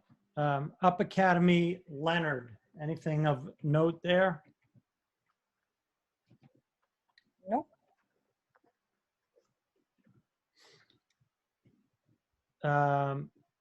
Okay, Noemi, One sec. No questions. Pat. All the zeros. I knew it, Pat. I knew you were going there. I- I was going to ask if you didn't. No, I mean, it's just striking. I mean, Yeah. What accounts for all the zeros? No changes in last year's budget. So this principal decided to keep her budget, his budget, the exact same. I would also like to note that this is a new principal, so she is probably a little bit more leery and of changing things within her budget. And as you all know, budgets are a snapshot, and the Leonard is working very, very well. So I'm sure she is just saying, like, I'm just going to keep things the way they are right now, and lead later on if I need some issues in that. Great. Okay. Mayor Rivera, up Leonard, questions? This is, I guess, a general EMO question. We see, we're usually in a multi-year contract with these people. Is that the case here and across the board? Are we seeing expect to see, if not this year, next year, increases with the EMOs? I'll take that, Masir. So we are in a multi-year contract. It's a 2-year contract that we all agreed on last year. And so we don't anticipate any additional changes in the actual funding for the next 2 years, but that can change next year. It'll also go down next year, right? I mean, they might find an easier way or cheaper way. I'm sorry, you said it may go down? I said it could go down too if they can find a way to do it a little bit less expensively, whatever. EMOs are very, have a lot of ingenuity when it comes to stuff like that. Just wanted to put out that we could hope that it goes down too. We welcome any efficiencies. Ventura, up Leonard? Do you know why the reduction in teachers or instructional coaches? Because they seem to, again, this seems to be a school where they're now spending less in 21 than in 20. And yeah, just curious about that. Okay, that is something I can find out for you for our next meeting. Thank you.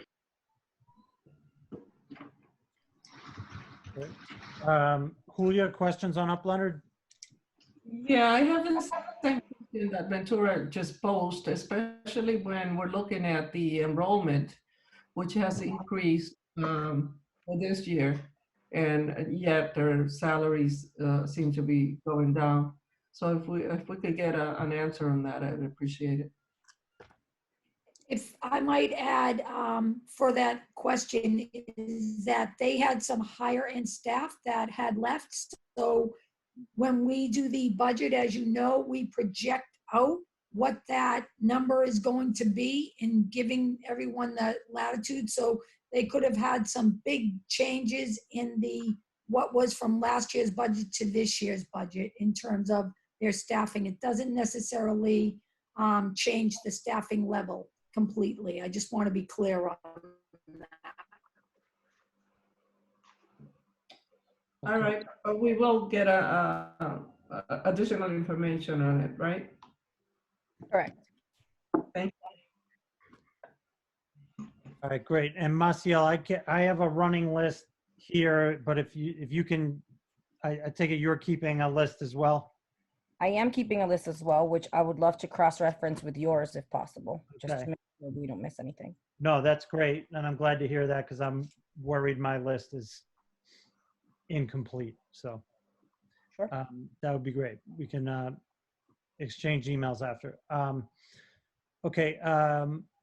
So Up Academy, Oliver, anything to note here on the LPS side?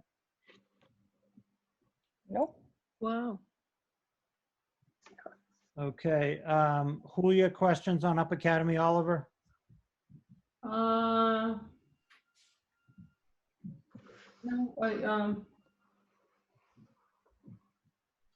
Okay. Ventura, All set, thanks. Mayor Rivera,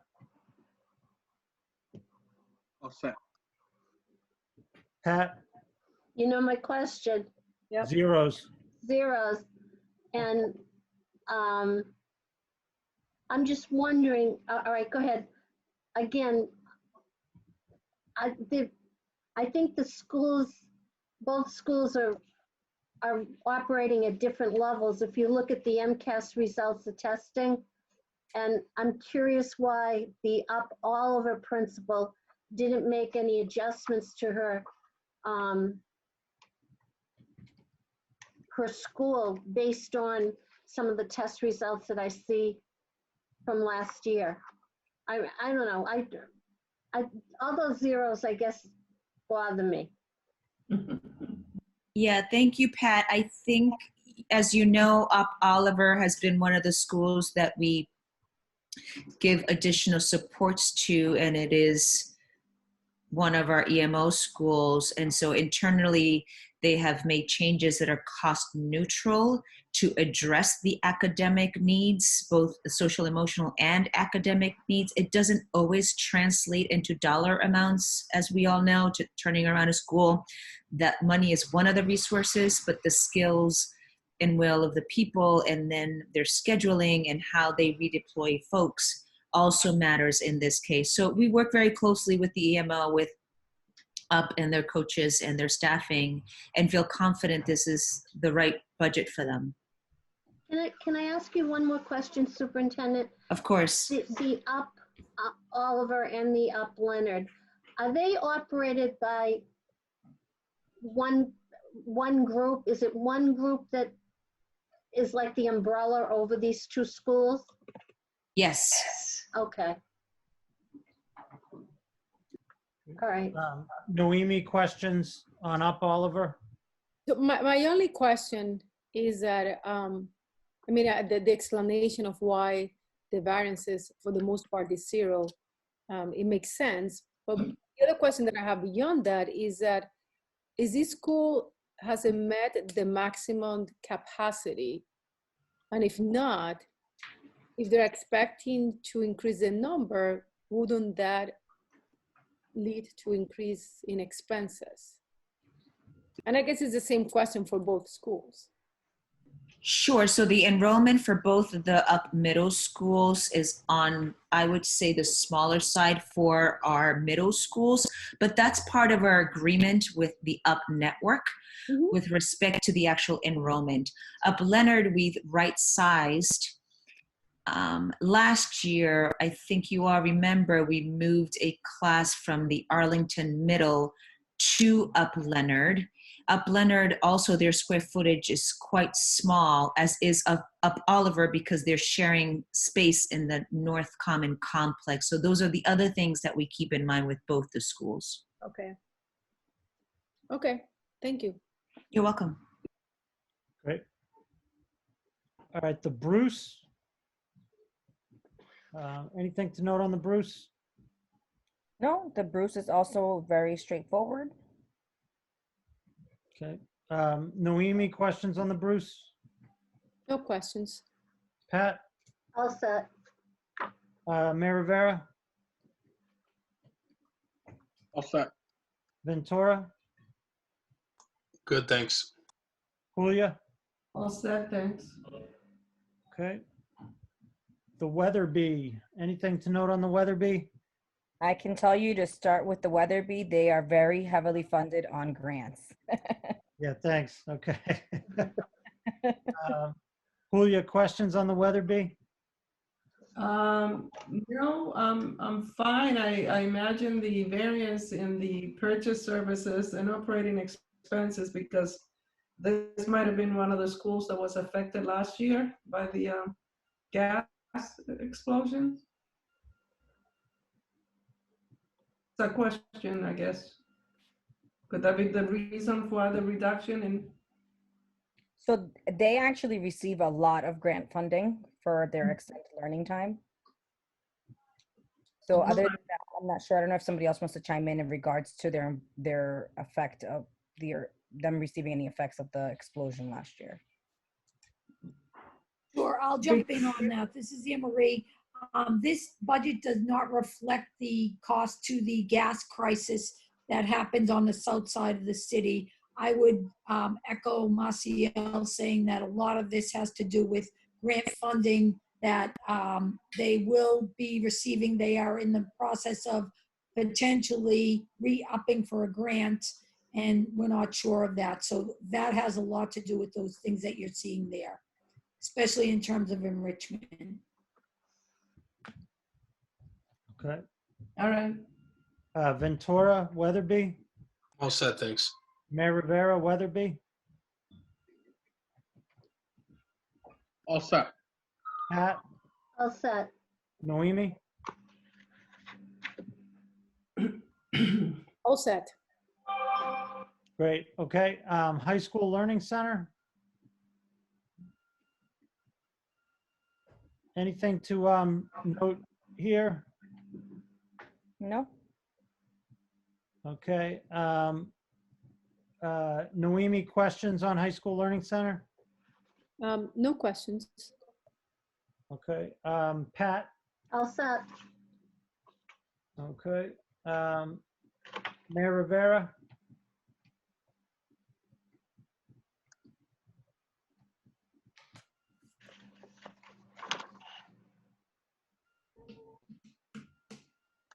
Mayor Rivera, anything on High School Learning Center? All set. Okay. Ventura? All set. Julia? All set. So I just have one question. And for them, are the zeros on maintenance because they're part of The Commons, North Commons there? correct. Okay. All right. Lawrence High School. Anything to note here? No? Okay. Julia, questions on Lawrence High School? No, all set. Ventura? Sorry, just looking at the staffing. So this is so they lost 6 or are losing 6 staff members. I'm just trying to look at the details here. So I can take a look and see what's driving this decrease. Thank you. Great. Mayor Rivera, Lawrence High School questions?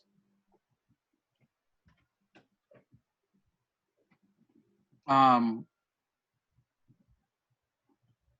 I just now noticing that you guys aren't breaking out guidance counselors, or are they in here somewhere as principals and administrators? Guidance counselors are definitely included in here. I'm not sure exactly which category they would be included in. They're think, including teaching staff. Say again? They're included in teachers. I think, and again, if it's a way throughout, that's, I don't know how easy or hard it is to fix this, but they, at least at this school, the number of guidance counselors you had this year versus last year, it's a big number, an important number. If you don't want to go back and rework this whole sheet this year, I'll accept a side report.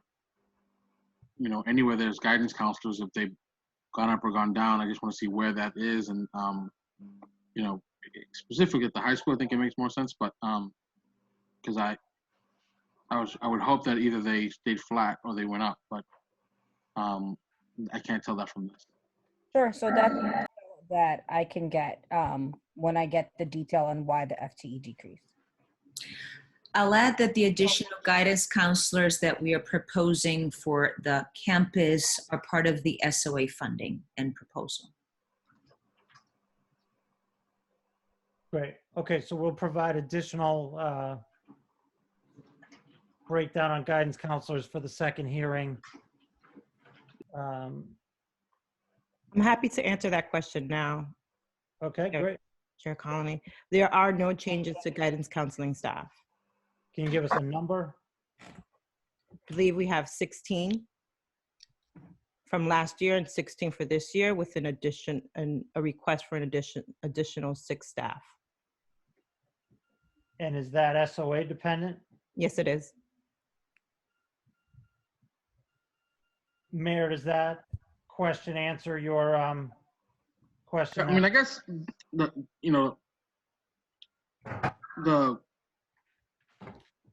is there like a boss of the guidance counselors? Yes, there is.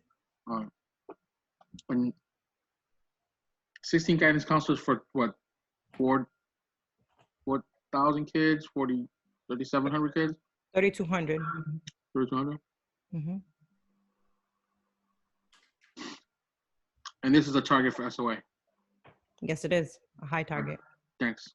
Yep. Okay. Pat, Lawrence High School. Yeah, I kind of share the mayor's sentiments on staffing there, and the 16 guidance counselors, to me, looking at coming back to school the end of August, beginning of September, doesn't seem enough with the enrollment there. I'm curious about the additional administration, what the breakdown is with that. And if enrollment is going up, why are we losing 6 teachers or instructional coaches? Those are the questions I have. And it's becoming crystal clear to me as we go through this book that in order to give our kids the supports that we need, we can't drag our feet on that SOA plan. It seems like so many things that are crucial to them coming back and their well-being is contingent upon that plan. I don't know. That's just me rambling, I'm sorry. But those were my questions with the staffing at the high school.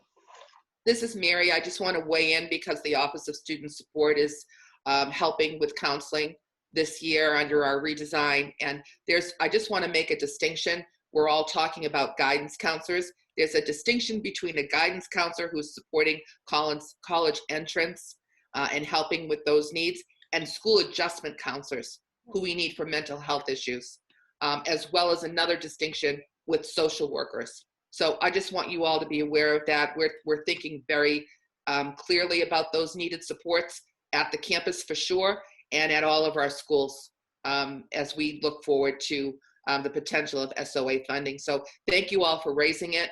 It's certainly within what we're talking about, but just so that we're always not talking about just guidance counselors, there's also a need for school adjustment counseling. Well, Mary, maybe you could give us a breakdown as to how many of each category are at the high school and what the plan is should additional funding come through. We can definitely do that. Yeah. Can I just jump in here? Because I think that this is, again, I just want to make sure we all have our umbrellas in the parade, and I don't want to rain. But if we don't get the SOA money, but we do have level funding, this will be an issue. Is there any way that you can go back and look at a plan that fortifies this? Unless we find out the 6 are all retirements and they were overstaffed or whatever the case may be, but a situation like this, under normal circumstances where we didn't expect to get the SOA money, Yeah. we would want to see some movement here, because it doesn't look like, of all the places we can lose 6 teachers or instructional coaches. And again, there might be another story to it. I don't want to make a big deal about it. I just want to put a pin in. Movement like this at the campus is concerning, unless there's other reasons why. Yeah, I'll jump in here. Your point is well taken. We agree that if we don't get additional funding, we're going to have to request schools to make really difficult decisions about reallocating positions and possibly even cutting them. So we're acutely aware of that scenario, and we'll certainly, revisit that with you all if it comes to that.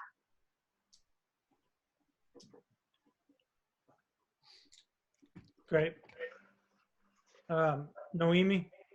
I have no questions at this point. You guys already addressed some of my concerns too. Thank you. Great.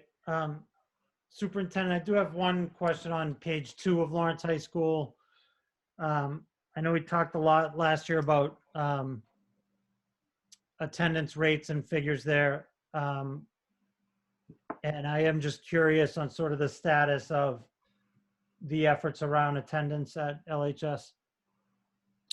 Sure. Not unlike all of our schools, they have various initiatives and strategies to re-engage students that are either chronically absent, tardy, or disengaged. I'm happy to give you the latest numbers that we have, and happy to share details of what those plans include. But I can assure you that all school leaders on the campus are working really hard for those students who are on the chronic absenteeism list. Great, thank you. Okay, last call on Lawrence High School. Okay, SES, anything that district wants to note here? Nope. I think SES is pretty straightforward as well. Okay, Noemi, questions on SES? No, I don't have any questions. Okay, Pat, All set. Mayor Rivera, All set. Ventura, If we could just have some more info next time, just on the again the -3 FTEs and for next year, that would be helpful. Sure. So I can give you a little bit of insight. So if a principal makes a decision to switch paraprofessionals for a teacher, the More rate- expensive. Exactly. Yeah, got it. The other thing to know with SES, you see the high number of paraprofessionals. As a reminder, this is our therapeutic day school, and the teacher to staff ratio is high, and that's what is required in order for them to be successful in the programming of our students there. great. Yeah, and I did see the projected enrollment is going down by about 17 kids, so that could account for it as well. Thanks. Okay, Julia, SES? We have an explanation as to the reduction in enrollment. It seems like it's been going down since 2017, 2018. Yeah, that's actually, we think that is success. You know, this is a sub-separate school, so students who enter it are, again, their programming is very specific to their disability. And so the fact that we're not receiving additional students speaks to our ability to support students in the general education. They come to SES when we've exhausted those resources in general ed, and then they come to the day school. Excellent. Thank you. Great. Okay, Adult Learning Center, anything to note here? No, I think the biggest thing to note with the Adult Learning Center is that the local side of the budget on this is funded by the city, and they do receive quite a significant amount of federal funding as well as state. So does that account for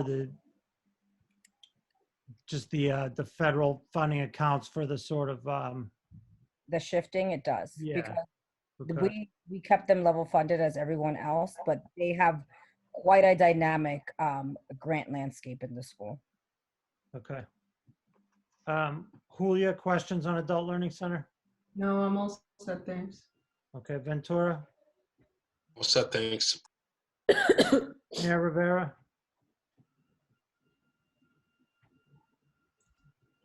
I'm all set. okay. Pat, I'm all set. The only thing I was wondering, are there, or is there a waiting list for city, for residents to get into the Adult Learning Center?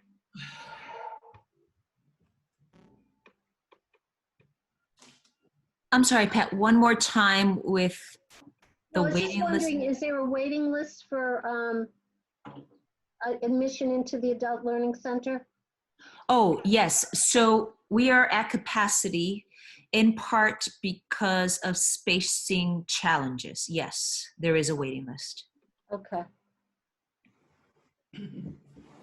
Noemi, Maybe if Adult we Learning could have Center? some information on the waiting list afterwards. I like to know- apologize. Pat, I stepped on your follow-up. Can you ask it again? No, I was just wondering, just out of curiosity, what the waiting list looks like. If we could Sure, have what- some information on that. No problem. Thank you, John. Thanks, Pat. Noemi, questions on Adult Learning Center? I don't have any questions at this point. Okay, great. Okay, so we've finished our, Did I say I didn't have any questions on this? Because I do actually have one. Oh, Mayor, did I skip you? I'm sorry. No, I might have said I didn't have any questions, but one came up after. Okay, go ahead, Mayor. Can we possibly, if it's not already in here, can we put a guesstimate for a lease amount in this budget for the Adult Learning Center? Let's say we get all squared away and we're back at doing this thing, normally. I think it would behoove us to get into a lease agreement for that with another place than where there is now. I don't think we could go into 2021 school year without trying to resolve that. And so that it's in the book would be great as an item so that we can at least start trying to figure out how to pay for it. Okay, I'll see how we can work on getting you some sort of guesstimate for a lease amount, if that's possible within the next 2 weeks. Yeah, I would just add that we would be happy to collaborate on sort of putting out a bid there or exploring possible tenancy somewhere else, and happy to bring you back any ideas or research that we're able to do in the next 2 weeks. I mean, it doesn't have to be perfect. You just want a ballpark in the budget. We can just start all kind of figuring out how to pay for it. Great. Okay. Great. So we finished the school by school review. We do have a list of items to be clarified or to receive additional information at the next hearing, but overall, I want to thank everybody, especially the LPS team on how well prepared this is, and LAE for all of the thoughtful questions through school by school review. We're over 2 hours at this point. I would like to then just do one last call through LAE members for any information you'd like to see in the next hearing on anything that is a priority that you didn't see that would be additional to the items we've raised so far. And then once we're through that, to end this hearing, and we'll pick up hearing number 2 by reviewing the central office departments and then going through the items that we cited today for additional clarification. So I'll just pop through now. Noemi, is there any additional information you'd like to see for the next hearing, and any closing comments you'd like to make for this hearing? No, I'm all set. I just want to thank the team who walk us through the budget. You guys did a fantastic job as always, and we're looking forward to see the rest in the next meeting. Great, thanks, Noemi. Pat, any additional information you'd like for the next hearing? Any closing comments? I'd like to thank the staff also for putting this book together, and I truly appreciate it. And thank you for giving me the latitude to ask the 1,000 questions that I had after I reviewed it. But I was wondering where every time we talk about a reduction, we always fall back on the SOA money. Is there any way, without putting any burden on the superintendent and her team, if we could see a list of what we're losing if we don't get the SOA money as compared to what we have now, or what the level funding? Am I asking too much? Or is that something we've discussed back and forth? I think, I don't know, I think it's important that we see what we're not going to have if this SOA plan and this SOA money doesn't come through. I think you have that. I think that's what this budget is. This budget doesn't have it in there, so you're seeing it already. We already saw 6 from the high school, so some of it's there. But are you talking just on like a small report, 1 or 2 pages? I don't know, I'm visualizing in my head some kind of a chart that, you know, like take the high school, for example, we're talking about the different councils and everything, or support services for the kids, the stabilization team. You know, if we don't get the SOA money, we're not going to, well, maybe we do have it. Maybe Pat, I'm can I asking just, too much. Pat, can I just flip that and say, I think what may be helpful is just to get a summary for this budget process of what we will gain if we get SOA. Okay, maybe that's what I'm looking for. What we're looking at right now is what we get without SOA. So would it make sense to just get a quick Just something. review of what the SOA application and as presently constituted will request? Yeah, I think it's important for us to be crystal clear with what we'll be opening schools with or without. Yeah, we're happy to do that. And so you can expect that we will resend you the planned proposal that we drafted for SOA and pull out the highlights of what the additional FTEs and what that looks like in terms of what we're gaining. That's very easy for us to do. It's already drafted in the plan that we have, and we will resend that to you. Thank you. You're welcome. All right, Pat, I'd also just like to say, because, you know, I think you've been crystal clear on this and it's points well taken. I think by the end of the week, you'll get additional clarification on timeline and process on the district side for the SOA application. And I think you will be happy. I hope so, John, because that's where my heart is. Okay. I've picked up on that. Have you? Have I made have I skirted it around, or have I become very blunt in my old age? No, I think you're very clear and appreciated. Well, thank you. You know, that's what happens when I'm sitting at home, not able to do too much, that the mind just doesn't shut down. We appreciate all of your insight and knowledge and expertise on LPS. And I think it's not on tonight's agenda, but I will be sending something out soon that will clarify and get to the point you've been making well ahead of my brain on this for over a week now. Thank you. Okay, you got it. Mayor Rivera, any requests for the next hearing or closing comments? Listen, I think it's important to say that I think that this book goes way towards the way we want to be looking at the money that's being spent. I'm a little concerned. I feel like the revenue pages were a little light and a little bit more high level than I'd like to see them.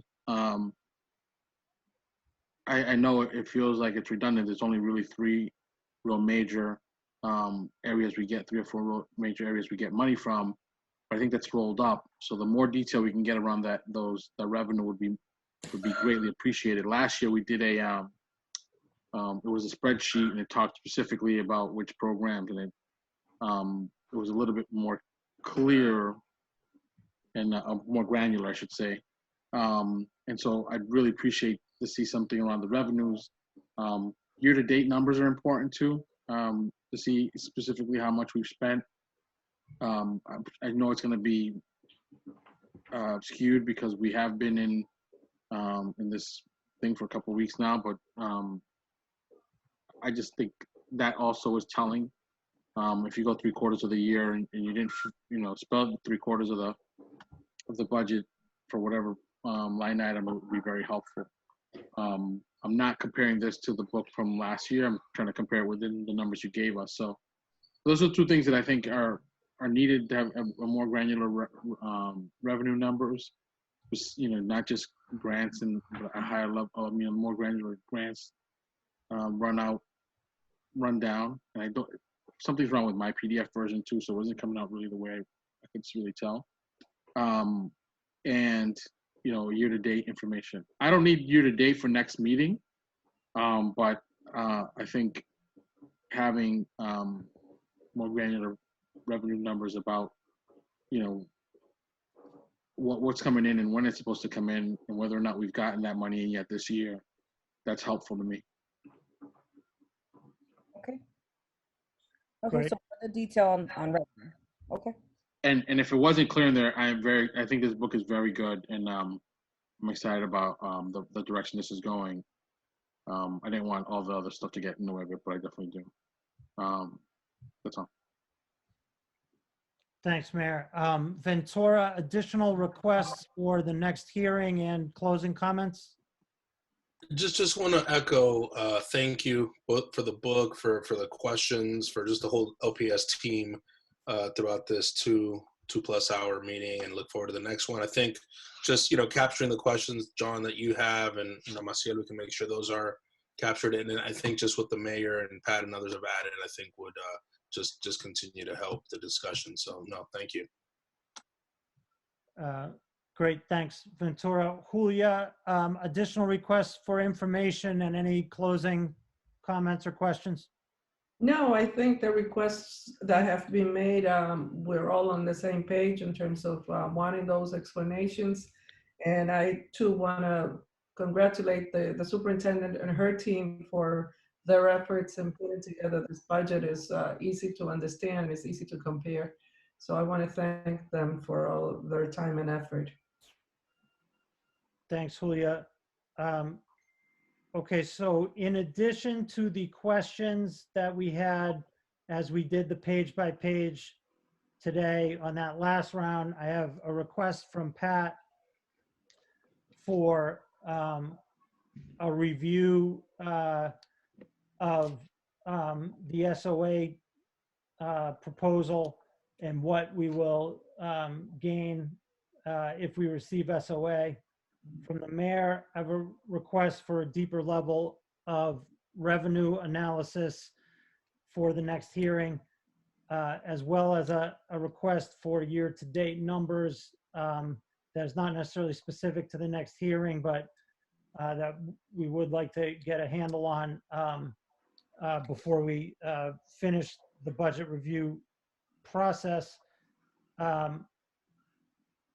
I would just like to note the next budget hearing will be Monday, April 27th at 4 p.m.